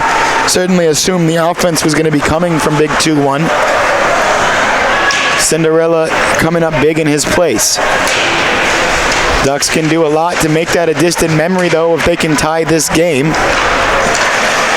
Kept in. Donnelly will fire it through again. Hey, if you got lucky once, why not try again? Go back to the well. And here come the Huskies, neutral zone. Mason Friedman carries offside. $1:28 left, second period. Like to thank, of course, Dylan Lee, our producer, Bella Manning on camera. The other voice you're hearing is Colin Catman. The whole crew makes this broadcast happen, and of course, not on the table is Carissa Corley's working the front desk for the Ducks. I think Lorenzo was trying to fill us in on some kind of a score. Couldn't the Utah score, quite make. And the Utah score, I believe, was a lot to a little in favor of Utah against USC. We're told they had something like 1,500 folks out in Salt Lake for that Utah game tonight, and we've talked about what a big what a big part of the town that program is. Well, there's your evidence. Trevor's shot moving through the zone. Puck is loose. Can Oregon score? They can't get to that puck somehow. A minute left now, and Washington with a chance. End-to-end action we've got. Kept in the zone just barely by the Huskies. And now it's out. They'll have to get back on side. And flipped in, so Washington takes the line change. 38 seconds left. Plenty of time for Oregon to do something with the rest of this period if they can get it set up. All right, well, Cinderella's face mask is loose, and that's an immediate whistle by the ref. They need to notice that. Glad that you can pick up on things like that. It'd be nice if the folks on the ice could as well. Mason Friedman's shot, and boy, there was a rebound asking for Cinderella there, wasn't there? There was. Would have been goal number 4 for number 10. With 5 seconds left in the period, that's going to do it. 3-2 and 1. So Oregon led 2-1 after the first period. A little bit different in the second, and Mason Friedman has to be almost headlocked by a referee there, keeping him away, although That's on Friedman because he went straight toward the Duck bench, Yeah, which is nowhere absolutely. near his locker room. Now that'll cause a skirmish 9 times out of 10, especially in this series. Friedman still made a point there of skating around some Ducks towards his own bench. Yeah. He could have gone. His locker room door is on the far side of the ice, so he's got no argument to go anywhere near the Husky bench there. Even he's Right. got all his equipment, but no fights, nothing doing. 15 minutes on the clock. We'll take a quick break. 5-4 Huskies with the lead. We've had an interesting second period for Colin Catman. I'm Isaac Rosenthal. We'll get hydrated and see you shortly.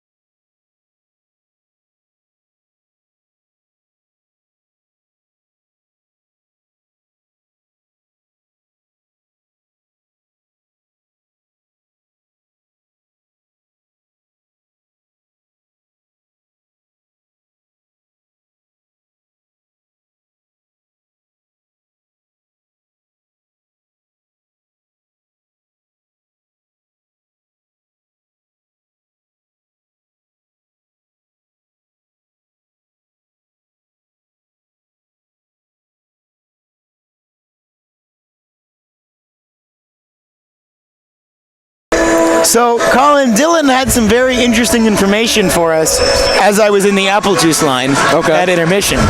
He tells me that the Ducks, and we can see this here, will be starting 5-on-4 because somehow Mason Friedman, skating in the exact opposite direction of his locker room toward the Duck bench, equates to an unsportsmanlike on Cody Dries and only an unsportsmanlike on Cody Dries.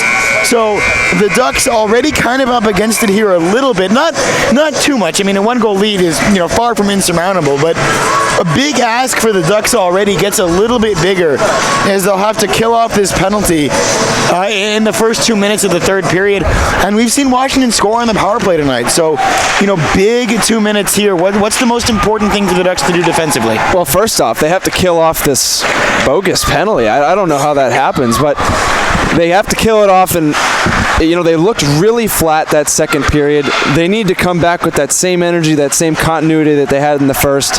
We still got a game here, 5-4. It's going to be a great period. And we'll see, this is the first rush, some half rush anyway, for the Huskies on that power play, as Oregon actually had the first attacking sequence of the third period despite being shorthanded. Got a chance to see some more Duck parents at the intermission. Met Mama Leonard, who's told us that looking for a nickname for Jesse. She says his sister calls him Juice, so we'll call him Juice as well. Number 23 for the Ducks, Jesse Juice Leonard, is out there, and Jesse's had a good game so far, looking to have a bigger one in the third period as Cody Dries standing in the box halfway through his phantom unsportsmanlike penalty.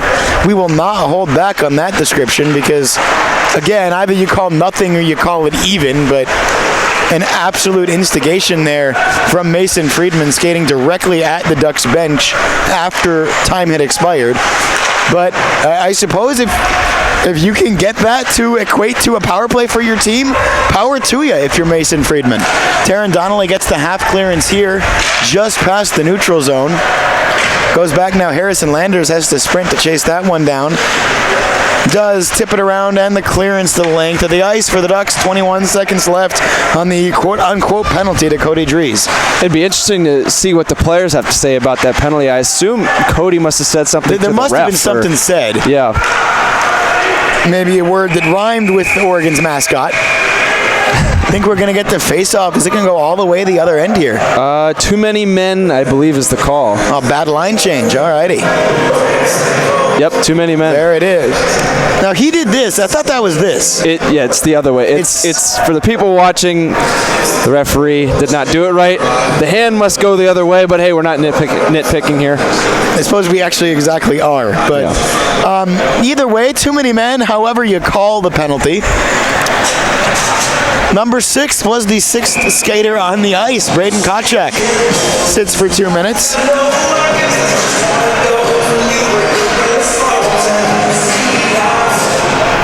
So that'll kill off the remaining 7 seconds of that penalty to Dries, but Washington wins the faceoff and gets the attack 4-on-4, now 5-on-4. The Ducks to the man advantage, and you'd really hope to see them do something with it here.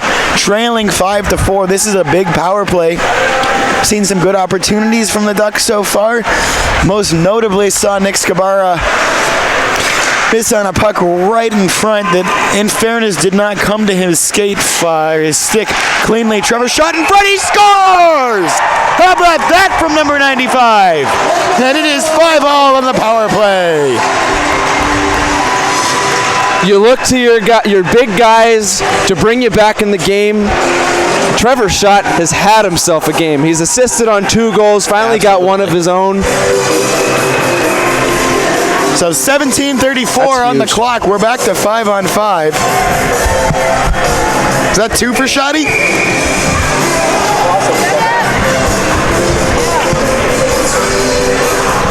And multi-point night, however you slice it, for number 95. One of the best skaters in the Pac-8. And Trevor's someone who's described himself, he likes to work smarter rather than harder, but he works pretty hard as well. Was able to break in on net there. Great stick handling, great puck retention, and it leads to the tying goal. So we're all even at 5. 17 minutes and a bit of change left in this third period. And again, Washington can win the I-5 Cup tonight as a big hit is thrown there by Mason Friedman, who is quickly making the Ducks friends list, we'll say, tonight. As Earl makes his way across the Duck faithful with his trusty flag. Another whistle coming up, and Howery broke to the bench. Who's this penalty going to be on, though? Washington seems to think it's a too many men against Oregon. Howery certainly thinks it's a penalty against Washington. It's Friedman. They got Friedman on the high stick. He can't believe he's finally been called for a penalty. And I think that's why Hoover went over to Friedman. It must have been... Hoover must have felt it was an intentional high stick. And when you're wearing the bucket like Hoover does, it's easier to get your stick, inside the bucket. And, none of us are wearing visors out here. I'm sure we don't want sticks to the face. Well, Skabara will dig in for the face-off there. Washington again, though. I think every single time the Ducks have been on the power play, Washington has won that first face-off tonight. So far, gotten that first clearance. Again, the Ducks have scored a few times on the power play, so that's not everything, but it's nice to be able to get that first clearance out of the way. Skabara back for Hoover. Hoover back to Luke. Luke couldn't handle it cleanly, lost it. Here's a chance now for Washington, 2-on-1 shorthanded. They score.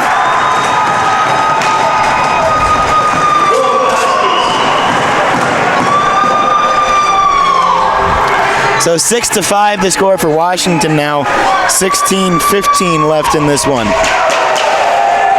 There was a 2-on-1 there, and for a second there, I thought Jackson was going to go cross ice, pulled it back at the last second, went 5-hole on Jackson Howery. That's a tough one to give up there on the power play. Jackson on Jackson crime there as Tavin squeaks it through for Washington.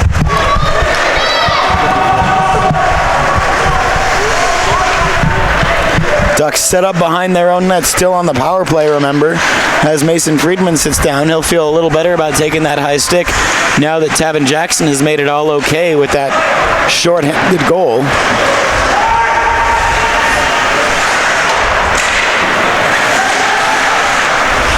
Ducks still trying to get to it. Here's Schott. Schott now with it. Schott dancing through and lost the puck at the last second. Washington will clear it out. Taron Donnelly gives chase. Howery will go down as well. And Donnelly now back with it behind his own net.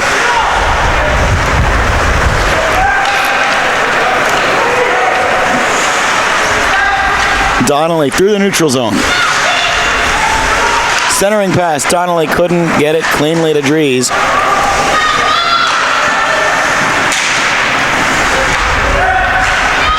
Here they go again. Oh, trying to find Schott, and maybe a little too simplistic on that pass there. Another shorthanded opportunity for Cinderella goes high and wide. And someone commenting that the Duck player Dries there shoved a Husky down still doesn't say anything for Mason Friedman going. He could not have been going farther from his locker room, and no call against him, but that's what happens. And if Dries did shove someone down, then has to be said that's not okay as well. Puck played with that high stick. Yeah, I didn't see it, but if that's what happened, that would make sense. Then it should have been 2 rather than 1 still. It doesn't yeah, both should have gone. And in fact, based on what we've seen with retaliations, one would say even more so if Dries did something, Friedman should have gone. Exactly. Just based on precedent. Right. All right, I'm really grasping at straws there, but that's okay. Again, this is not an ACHA broadcast. This is a Duck broadcast. Jeez. We get to be as biased as we'd like. Huskies with it now behind the net. 14-20 left in this one. 14-20 left in the I-5 Cup if Oregon cannot make this a 6-6 game. Ducks have given up way too many odd man rushes. That was a 3-on-1 right there. They've had given up a number of 2-on-1s. I don't know what that is, if that's the forward not covering the defenseman or defenseman getting caught, but that needs to stop. We've seen the Ducks forwards not always give so much D help, but there it is from Harrison Landers. 6-6. Well, we talk about not having much forward help defensively from the Ducks. How about offensive help from the defense? Harrison Landers, right place, right time, tie game. We said it before the game. Rebounds are going to be huge.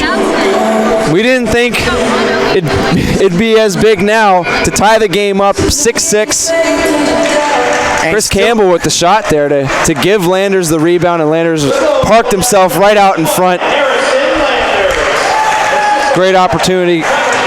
Huge capitalized goal there. And now Ducks feeling it just a little bit.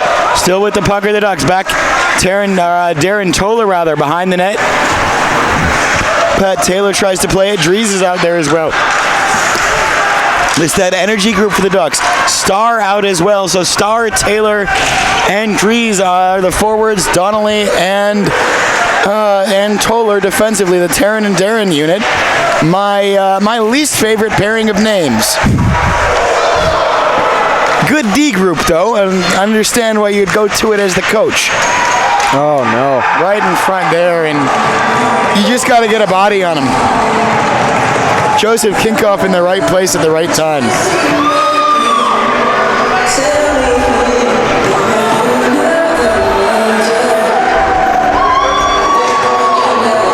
Well, it seems like rebounds have been the story of the game. Another right place, right time moment, this time on the Husky end. And that's not something we've really seen a lot of out of Howry. Right. That's been one thing that I think you and I have both really praised about Jackson this year. Not many is rebounds. His rebound control. Right. And, you know, and that goal is as much on the defense, frankly, from my perspective. Maybe you as a defenseman have a different view. But, you know, you've got to get a body on that dude. Because he didn't, you know, he really haphazardly just was able to tap that one home because there wasn't anyone there to prevent it from happening. Yeah, Howry was already stretched out as it is. At that point, I think it's on the defensemen and the forwards to limit the open looks that these Huskies are getting, even on rebound chances like that. You know, you think back to that Utah game. One of the points you made, if you can remember the first of the two Utah games, Oregon had a really good second period as that puck comes right up and out of play. But the first of those two Utah games, Oregon had a really good second period. And the reason that you kept coming back to was the forward help defensively. And it shouldn't be something that you have to even point out, because it should be something that's happening all 60 minutes. Exactly. But it hasn't been a consistency for Oregon this year. And it's something that, you know, if they want to improve, if they want to have a chance to shock the Utahs of the world at Pac 8s, they've got to have forwards helping defensively every shift. Well, it's just how the game goes, too, because if you look to the NHL, the best defensive teams also have the best back checks, forwards getting back on defense, you know, and it just hasn't seemed like the back check has been there most of the game because the odd man rushes have been quite ridiculous. You take those odd man rushes out, Oregon's winning this game by 2 goals. Absolutely. As it stands, though, you don't get to play hypothetical in a hockey game, and Washington leads this game for real, 7-6, with still a good amount of hockey game left. 12:08 left on the official clock as Skabara throws a hit there. Don't say that one too often. Remember, our clock will keep it as accurate as we can. Not always the best. Campbell with it. Campbell across the blue line, his shot blocked. Knocked you run through. Jesse Leonard will keep that one in, does Juice. I like that nickname. I do too. I have to remember that one. Penalty coming up. Nick Shabara went down.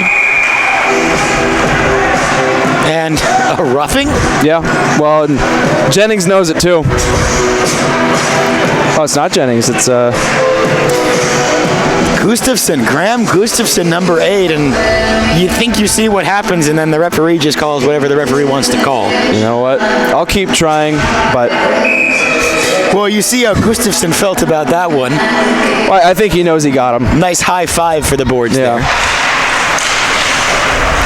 So back to the power play go the Ducks. Is that puck out of play? Was that deflected? Must have been. No delay of game. Although we did learn that it doesn't matter. There's no delay of game at this level. So non-debate. That really, I mean, I would love that as a defenseman. Oh, yeah. If there's no, it's interesting. Is that a rule at like the high school level? I don't believe it is. It never got called in any of my games. Shot with a rip and on the rebound there. Collins ready to call the goal, but Foss couldn't knock it home.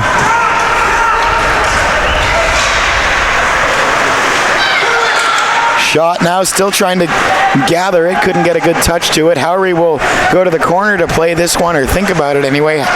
Donnelly on it now. Donnelly goes down. Yale has to go and get some desperation coverage toward that puck.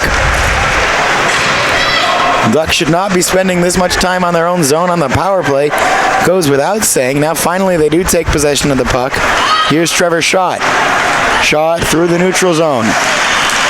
Schott couldn't control it, still with the Ducks. Donnelly now. Donnelly flips it to the middle. Rebound is there, but couldn't be knocked home by the Ducks. 55 seconds left. In the power play, rather. 10:26 left, third period. Campbell with the touch. Jesse Leonard with the touch. Leonard still with it.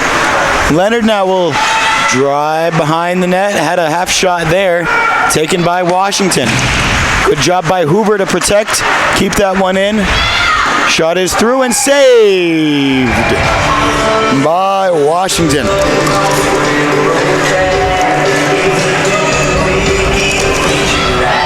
Again, that is Jeffrey Miles in goal tonight, who has looked pretty strong tonight. He's given up 6 goals, but he's made some big saves. Well, I'd say both goalies have looked, pretty good outside of the rebound opportunities that they've given up, and the odd man rushes Washington's had. By and large, both goalies have looked solid.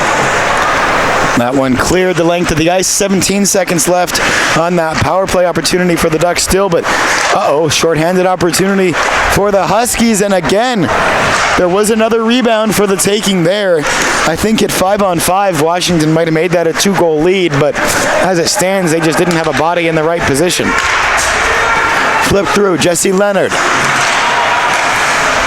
Leonard, and it's loose. Campbell gives chase behind the net. It'll come back for Landers. Landers a goal scorer earlier, but lost the puck now. Here's Alex Black. Black 2-on-1 save made. Good job by our block there, actually. Didn't get through to Howery as Joe Hoover was having none of that. Oregon now has to clear the puck, and that will go for icing. For half a second there, I thought they weren't going to call the icing, but it's the right call.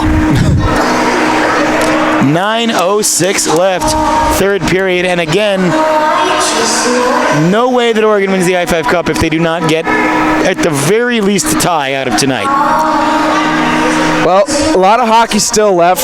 Third period's been pretty even so far. We've seen it before. 1-goal leads, especially given how the last game went. Yeah. There is always time in a hockey game. Anyone who's seen D3 knows it doesn't take a very long time to score a goal. It's been about 51 minutes, and I hadn't worked a Mighty Ducks reference into this game yet, so I apologize for being off of my form. It's a new year, and I'm a little rusty, but we'll work at least one in as often as we can. Leonard now. Leonard, couldn't handle it cleanly, and goes back for Landers. No harm, no foul, and this time Juice will just knock it the length of the ice. Miles has to make a save and has to cover up. Face-off coming up, 8:29 left, 6-7 to score. What a swing that is. I mean, it's called for an ice. Miles stops it, then has to cover it. Instead of the face-off being in the Duck zone, stays in Washington's zone. That's not how I thought that one would go. We'll see what the Ducks can do with it. Those little things, it's nice when you can do them well, but you still have to do the big things right after doing the little things. As rebound opportunity comes there for the Ducks, they can't keep it in the zone, but Chris Campbell will get possession of the puck, or Toller rather, going for it. Goes now back behind the Duck net, so end-to-end action here could not really have been farther from how we expected to see this game play out. 7-6 is your score. That part we expected it to be a close game, but we expected it to be 1-0, 2-1, 3-2 kind of game, and we've seen, 6-7 is the score. And opportunities for both teams to score more so far in this third period. Both teams, in fact, have scored in this third period. But the big one is that 7th goal, Joseph Kinkoff on the kind of just easy tap-in, rebound, backhand goal, which is not a combination of words you'll say very often. They definitely not. Tap-in, backhand, rebound, but that's exactly what Joseph Kinkoff found himself with, and there wasn't enough of Jackson Howery to stop it. Again, he was kind of left out to dry by his defense a little bit. And good job by Oregon there, working hard. Keeps that in the Husky zone, still in the Husky zone. Shot comes through, save is made. Rebound is there. It's still loose somewhere. Do not blow that whistle. Referee can see it. Ducks can't find it. Yale the shot, still loose and now cleared. Boy, Oregon had to score there, you felt like, but still plenty of time left. Shot with it. Shot back for Yale. Yale couldn't handle it, kept in the zone. It'll go back around the net for Shot. Shot has Troy Gasser playing him hard. Check, that's going to be a penalty. That's a cross-check. Cross-check, easy call. Any day of the week. Let's say the cross-check is in Matt Clayton's playbook. Because we've seen that a lot from Washington, including at the very end of regulation. In that Joe Point 8 game, don't remember, I think you almost exploded before Joe scored that goal. About 10 seconds before he scored that goal, there was a Duck right in front of the box who was cross-checked with the most obvious cross-check you'll ever see. They did call it, but it only got called because Joe scored that goal. Right. Because if he didn't score, it would have been a cross-check that was a great play. Right, yeah. Because there was, a guy there in position for maybe a one-timer, was knocked down, and, to Washington's credit, they killed off that penalty in the OT. But that's something we've seen a couple times not called, a couple times called. Sometimes at this level it's called as a tripping or an interference or a roughing or a hooking or anything but a cross-check. But this time they get it right. You and I both saw the cross-check. The referee agreed. 2 minutes, Troy Gasser takes a seat. Well, as Gasser, who I mentioned, he was in the box quite a bit the last year up in Seattle. I was just waiting for him to take a penalty, and I think it fits the bill. I think he got a rough or a penalty along those lines in the last. It might have been Gasser actually that took that cross-check. We'd have to re-rack the tape. Slap shot there. Rebound is controlled by Washington with 1:30 left on the penalty to Gasser. Leonard, though, keeping control. He shoots, it's loose. It's there, and it's still loose. It'll come back for Landers, behind the net for Skabara. Back to Landers. Landers fires. Loose, and taken by Washington, and now cleared the length of the ice. Wow. 5:36 left. Third period, 1:06 left in this penalty. Washington trying to clear. They do. I'll tell you, Miles has got to give a big thank you to his defense because, those are all huge rebounds, and somehow they were able to tie up the Ducks forwards. And it gets into the zone. Landers will now go back for a change, but the Ducks forwards stay there. Dries, Yale, and Foss out there. And Shot out there as well, a fourth forward on the power play. Donnelly with it now.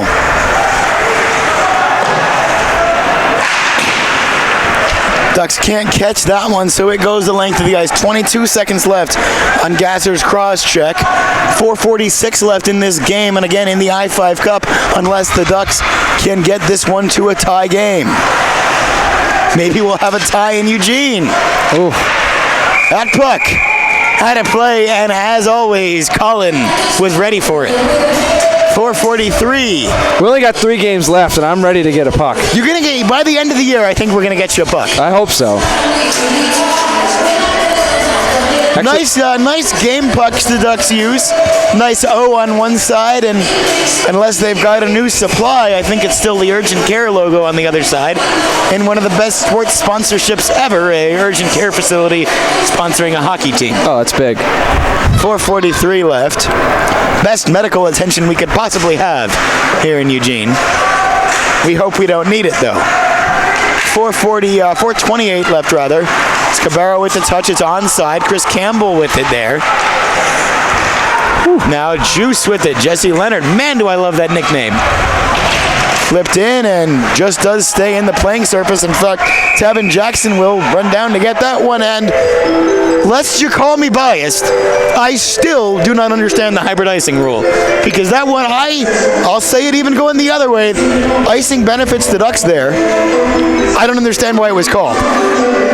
I'm starting to think that these linesmen don't either. I mean, no, see, you're coming around, right? Yeah. Because I was trying to figure the rule out, but I'm starting to think and hybrid icing is a hard rule. It is. Let's give some credit to the officials, because it's kind of an impossible task for the officials to say it's no touch icing except when it's not. And that's basically the way that hybrid icing is written. Right. As Miles makes the save there, 4:01 left, third period. But I mean, that one, I think Washington was even winning the race to it. It should be waved off if they're winning the race to the puck. I mean, my understanding of that rule is that if there's really any sort of an argument, it's waved off. Right. But I could be wrong. If we've got any kind of a rules aficionado who can maybe link us to the actual text of the rule book on hybrid icing, I'd be very intrigued to know that. Not to say that that's what's being enforced, but that's a loaded statement. 3:55 left, third period. Ducks trailing by one, and you wouldn't count out Oregon at all the way they've been playing today, although as of right now, the Huskies obviously with the upper hand. They're looking to clinch the I-5 Cup. It would be the second straight year that the I-5 Cup has been clinched on day 3, although when Oregon did it, it was 3 blowouts. Kind of took a little bit of the fun out of the last minute of play last year. Would not have that this year if Washington was to be able to hold on at 7-6. As that puck flips up and out of play, you do kind of feel like 7-6. Whoever wins this game, I'm not convinced that 7-6 will be your final. Yeah, I'd honestly like to see these two teams go best of 7, because with both teams healthy, full bench both sides. It's a very even matchup when they're. And there have been some whispers about revisiting the I-5 Cup format. I don't know about that. Other than whispers, I've heard nothing. Although, it seems like a 4-game series. It just isn't quite right. It's not enough. I'd like to see these teams at the very least play a best of 5. Honestly, one game on a neutral ice, playing in Portland, might make more sense than just 4 games where you can have 2-2, or in the Huskies' case, 1-0-1, or 2-0-1 to win it. But 4 games is just a little weird. It is. But maybe in the future someday there will be something else. Maybe you have 5 games and you rotate every year who gets the 5th home game. Maybe you do 2 in Eugene, 2 in Seattle, 1 in Portland. I mean, there are things to do. There's some nice ice surfaces in Portland, is all I'm trying to say. To be able to have 2 games in Eugene, 2 games in Portland, and then that 5th game, a potential 5th deciding game at the Memorial Coliseum in Portland, that would be nice. Maybe there's ice at the Tacoma Dome. I don't know. That'd be probably a pretty rinky-dink place to play hockey. Skabara digs in for the faceoff, getting into the real nitty-gritty here. Oregon running out of time to tie this game. 2:44 left. Otherwise, Washington's going to take that I-5 Cup with them. I think I've heard you say that before. Yeah. I think it sounds a little familiar. Maybe the "that'll do it" line should come out in the last minute too. That will do it. That'll probably do it. It has been said before. As that one goes the length of the ice for a slightly less controversial icing. On the topic of revisiting the format, maybe also revisiting the overtime format too. The fact deciding whether to either end in a tie or maybe do what the NHL does. Oh, look at Earl hustling those pucks back to the scorer's booth. It's the kind of hustle we want to see that from that defense from the Ducks. Just the theme of the team, a lot of heart. Earl has a lot of heart. A lot of heart. 110% heart. Can't teach heart. No. Earl was got just bred with it. Thoroughbred.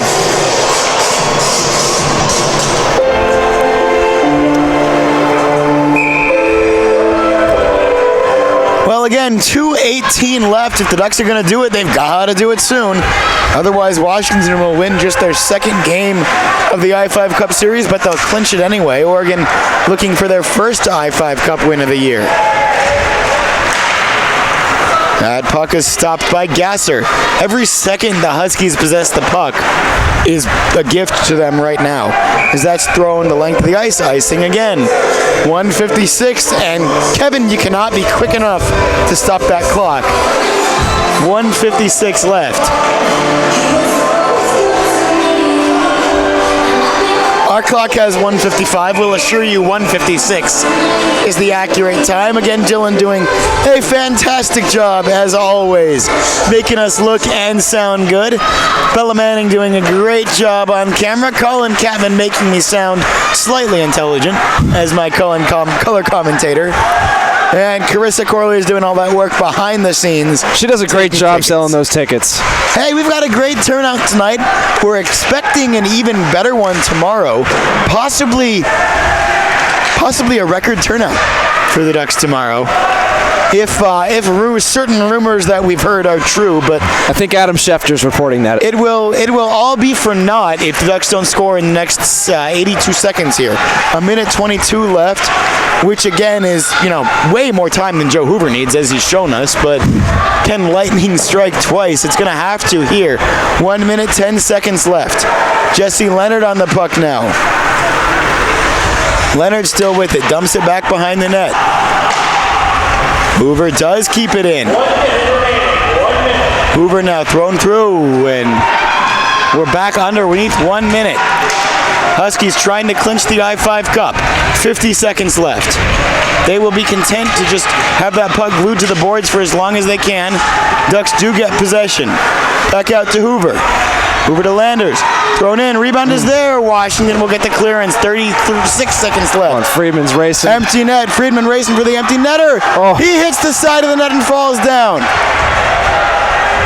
Ducks net is gaping open. Offside. Offside and not called. Or delayed offside was called. There it is for the Huskies. The empty netter from Cinderella, who then jumps into the net, and we've got a full-on fight here. Howie's involved. That's Ben Green. Is that Ben Green jumping off the bench? And Howie's at center ice. Howie wants it. We got a goalie fight. We got a goalie fight. It's finally happened. It's finally happened. Jackson, Howie, and Miles. Howie's going at it. Washington's going to win the I-5 Cup, but who cares?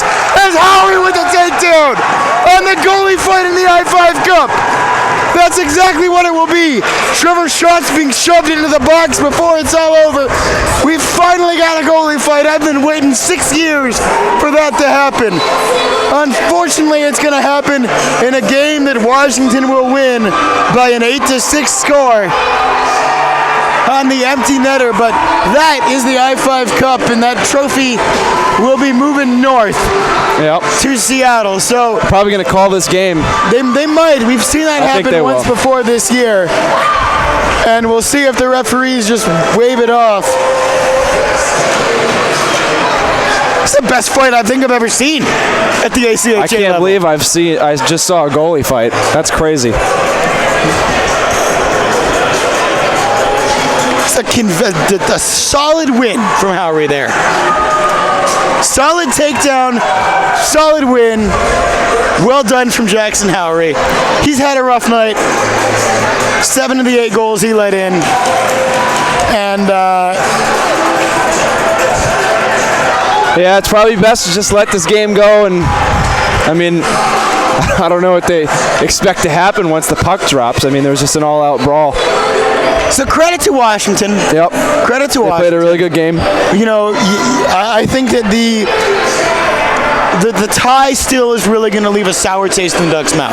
Absolutely. Because if Washington, if Washington wins in the shootout, then the same thing happens right now. If Oregon wins in the shootout, we still have something to play for tomorrow. Right. But for the second year in a row, the I-5 Cup is going to be determined after Game 3. This year, it's Washington that wins it.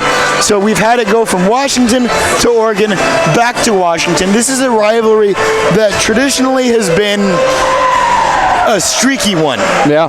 And, it's been back and forth and back and forth the last couple years. That's good to see. The goalie fight, I suppose I'm supposed to come out against it and say that it's not something we need to see, but Jackson, absolutely channeling Patrick Waugh there.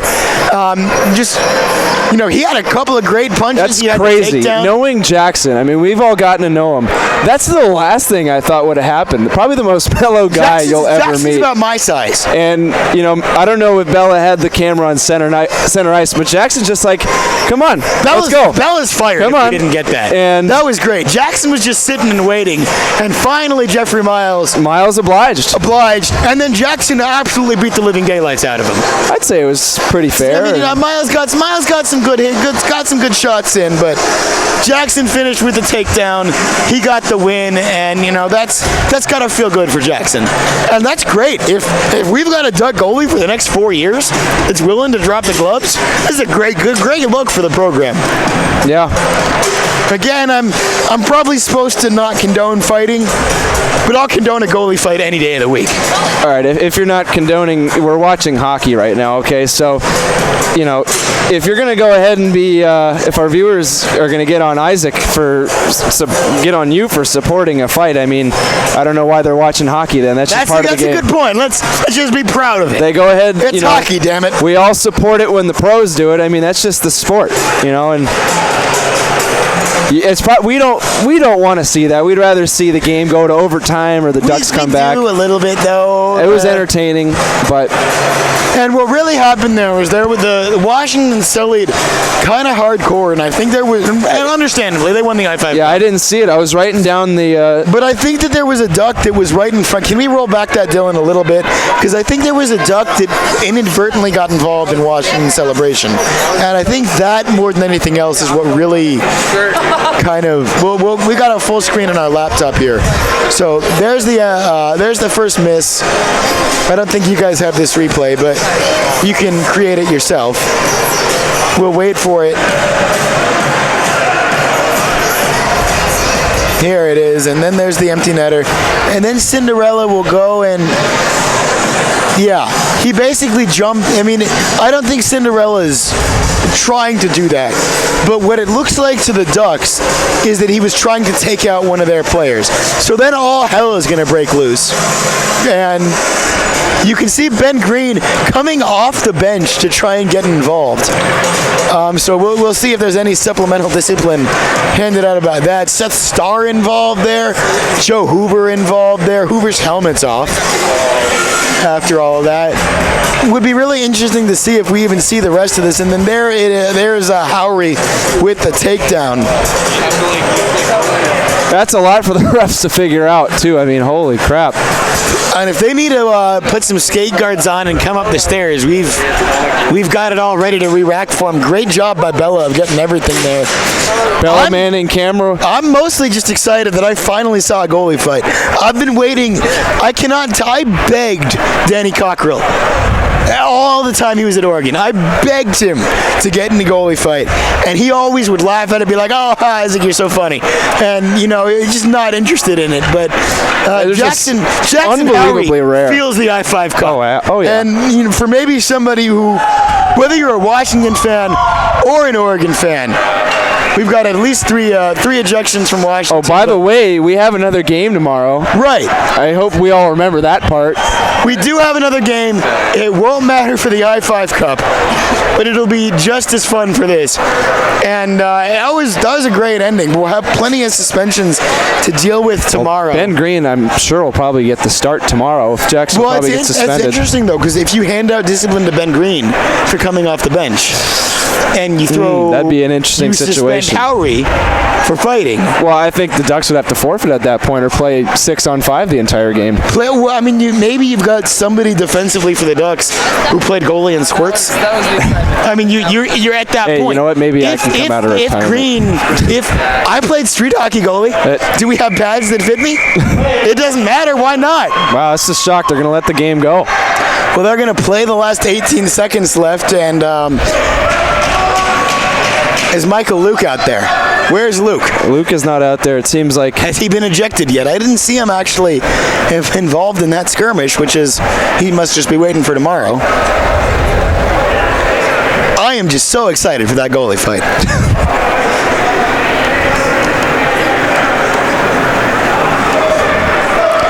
A lot of people contacting us about the goalie fight specifically. Like, I mean, yes, that's the first goalie fight I've seen. Probably the last one I saw. I don't know that I think Washington's all standing on the bench. They're ready, and it's a nice new I-5 Cup. Washington was nice enough to replace it last year and then give the new one to the Ducks. They'll be taking it north of the Columbia. Just want to point out something. Jeffrey Miles and Jackson Howery, both freshmen. They're going to be seeing each other the next 3 years. Good call on that one.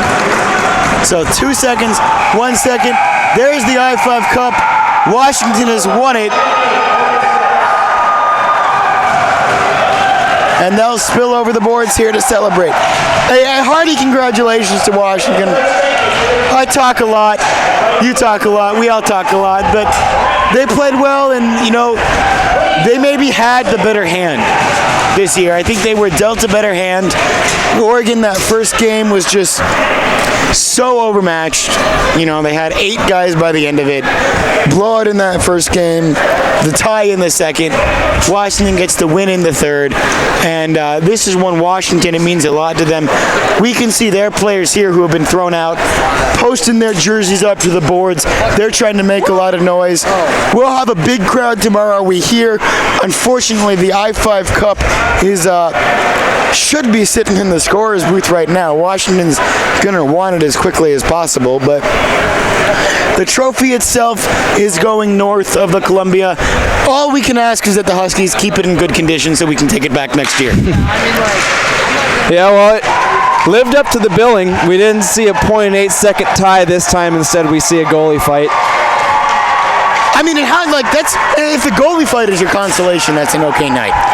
Moving forward, though, at Washington, they're in good hands. They got a good team. Christian Cinderella, freshman. Garg's a freshman. 2 good young players. And, you know, the Ducks, this is a tough one. They took one to the chin tonight.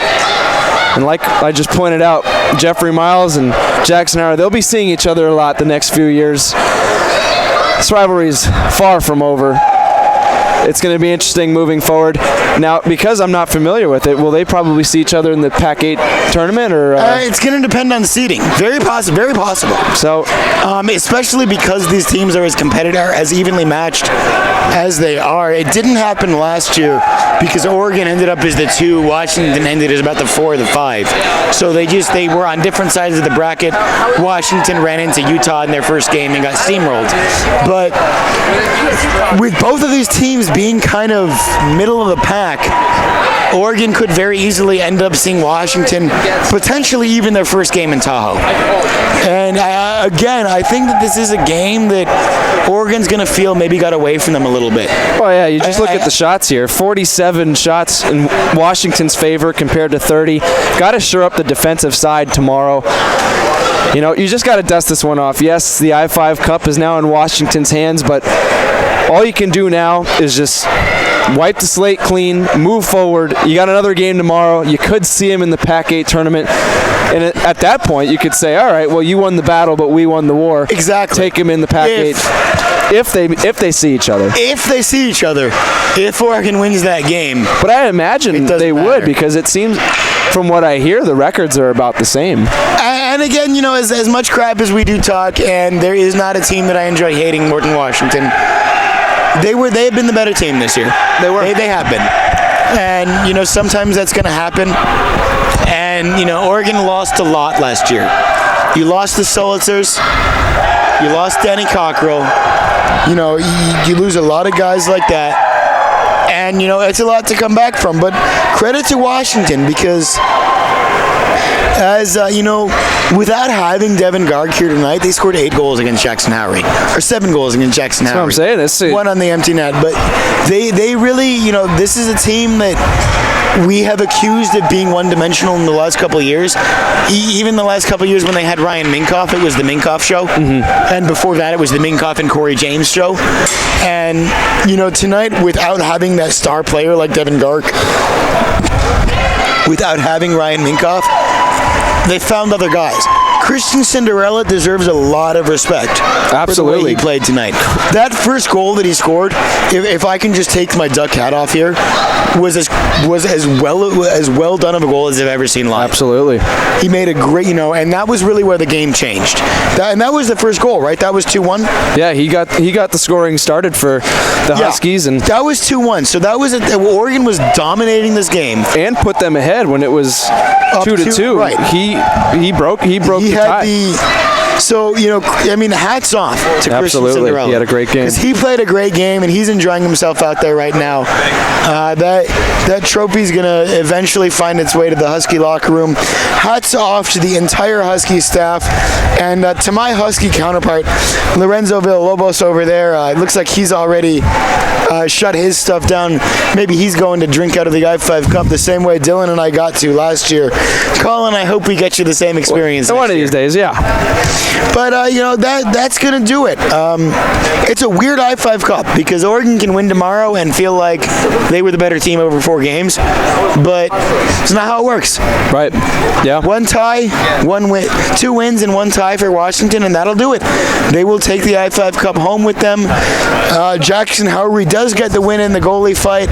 Oregon does put up 6 goals of their own tonight, but real tough win, and Matt Cleveland and company are going to go home happy. Absolutely. Well, still got another game tomorrow. Ducks got to come back, just dust this one off, act like this game never happened. But given the fight we saw and everything, I'd like to see if there's any suspensions or any of that. That'll be interesting. We'll find that out sooner or later and have that for you tomorrow. Absolutely. Well, that's going to about do it for us. Once again, the final score, Washington does win 8-6. They'll take the I-5 Cup home with them. Jackson Howery takes the goalie fight. That'll do it one last time for tonight. We'll see you again tomorrow. For Colin Capman, Dylan Lee, Mella Manning, and Carissa Corleys, I am Isaac Rosenthal. Thank you so much for watching. Have a great night. Wow. What's the deal?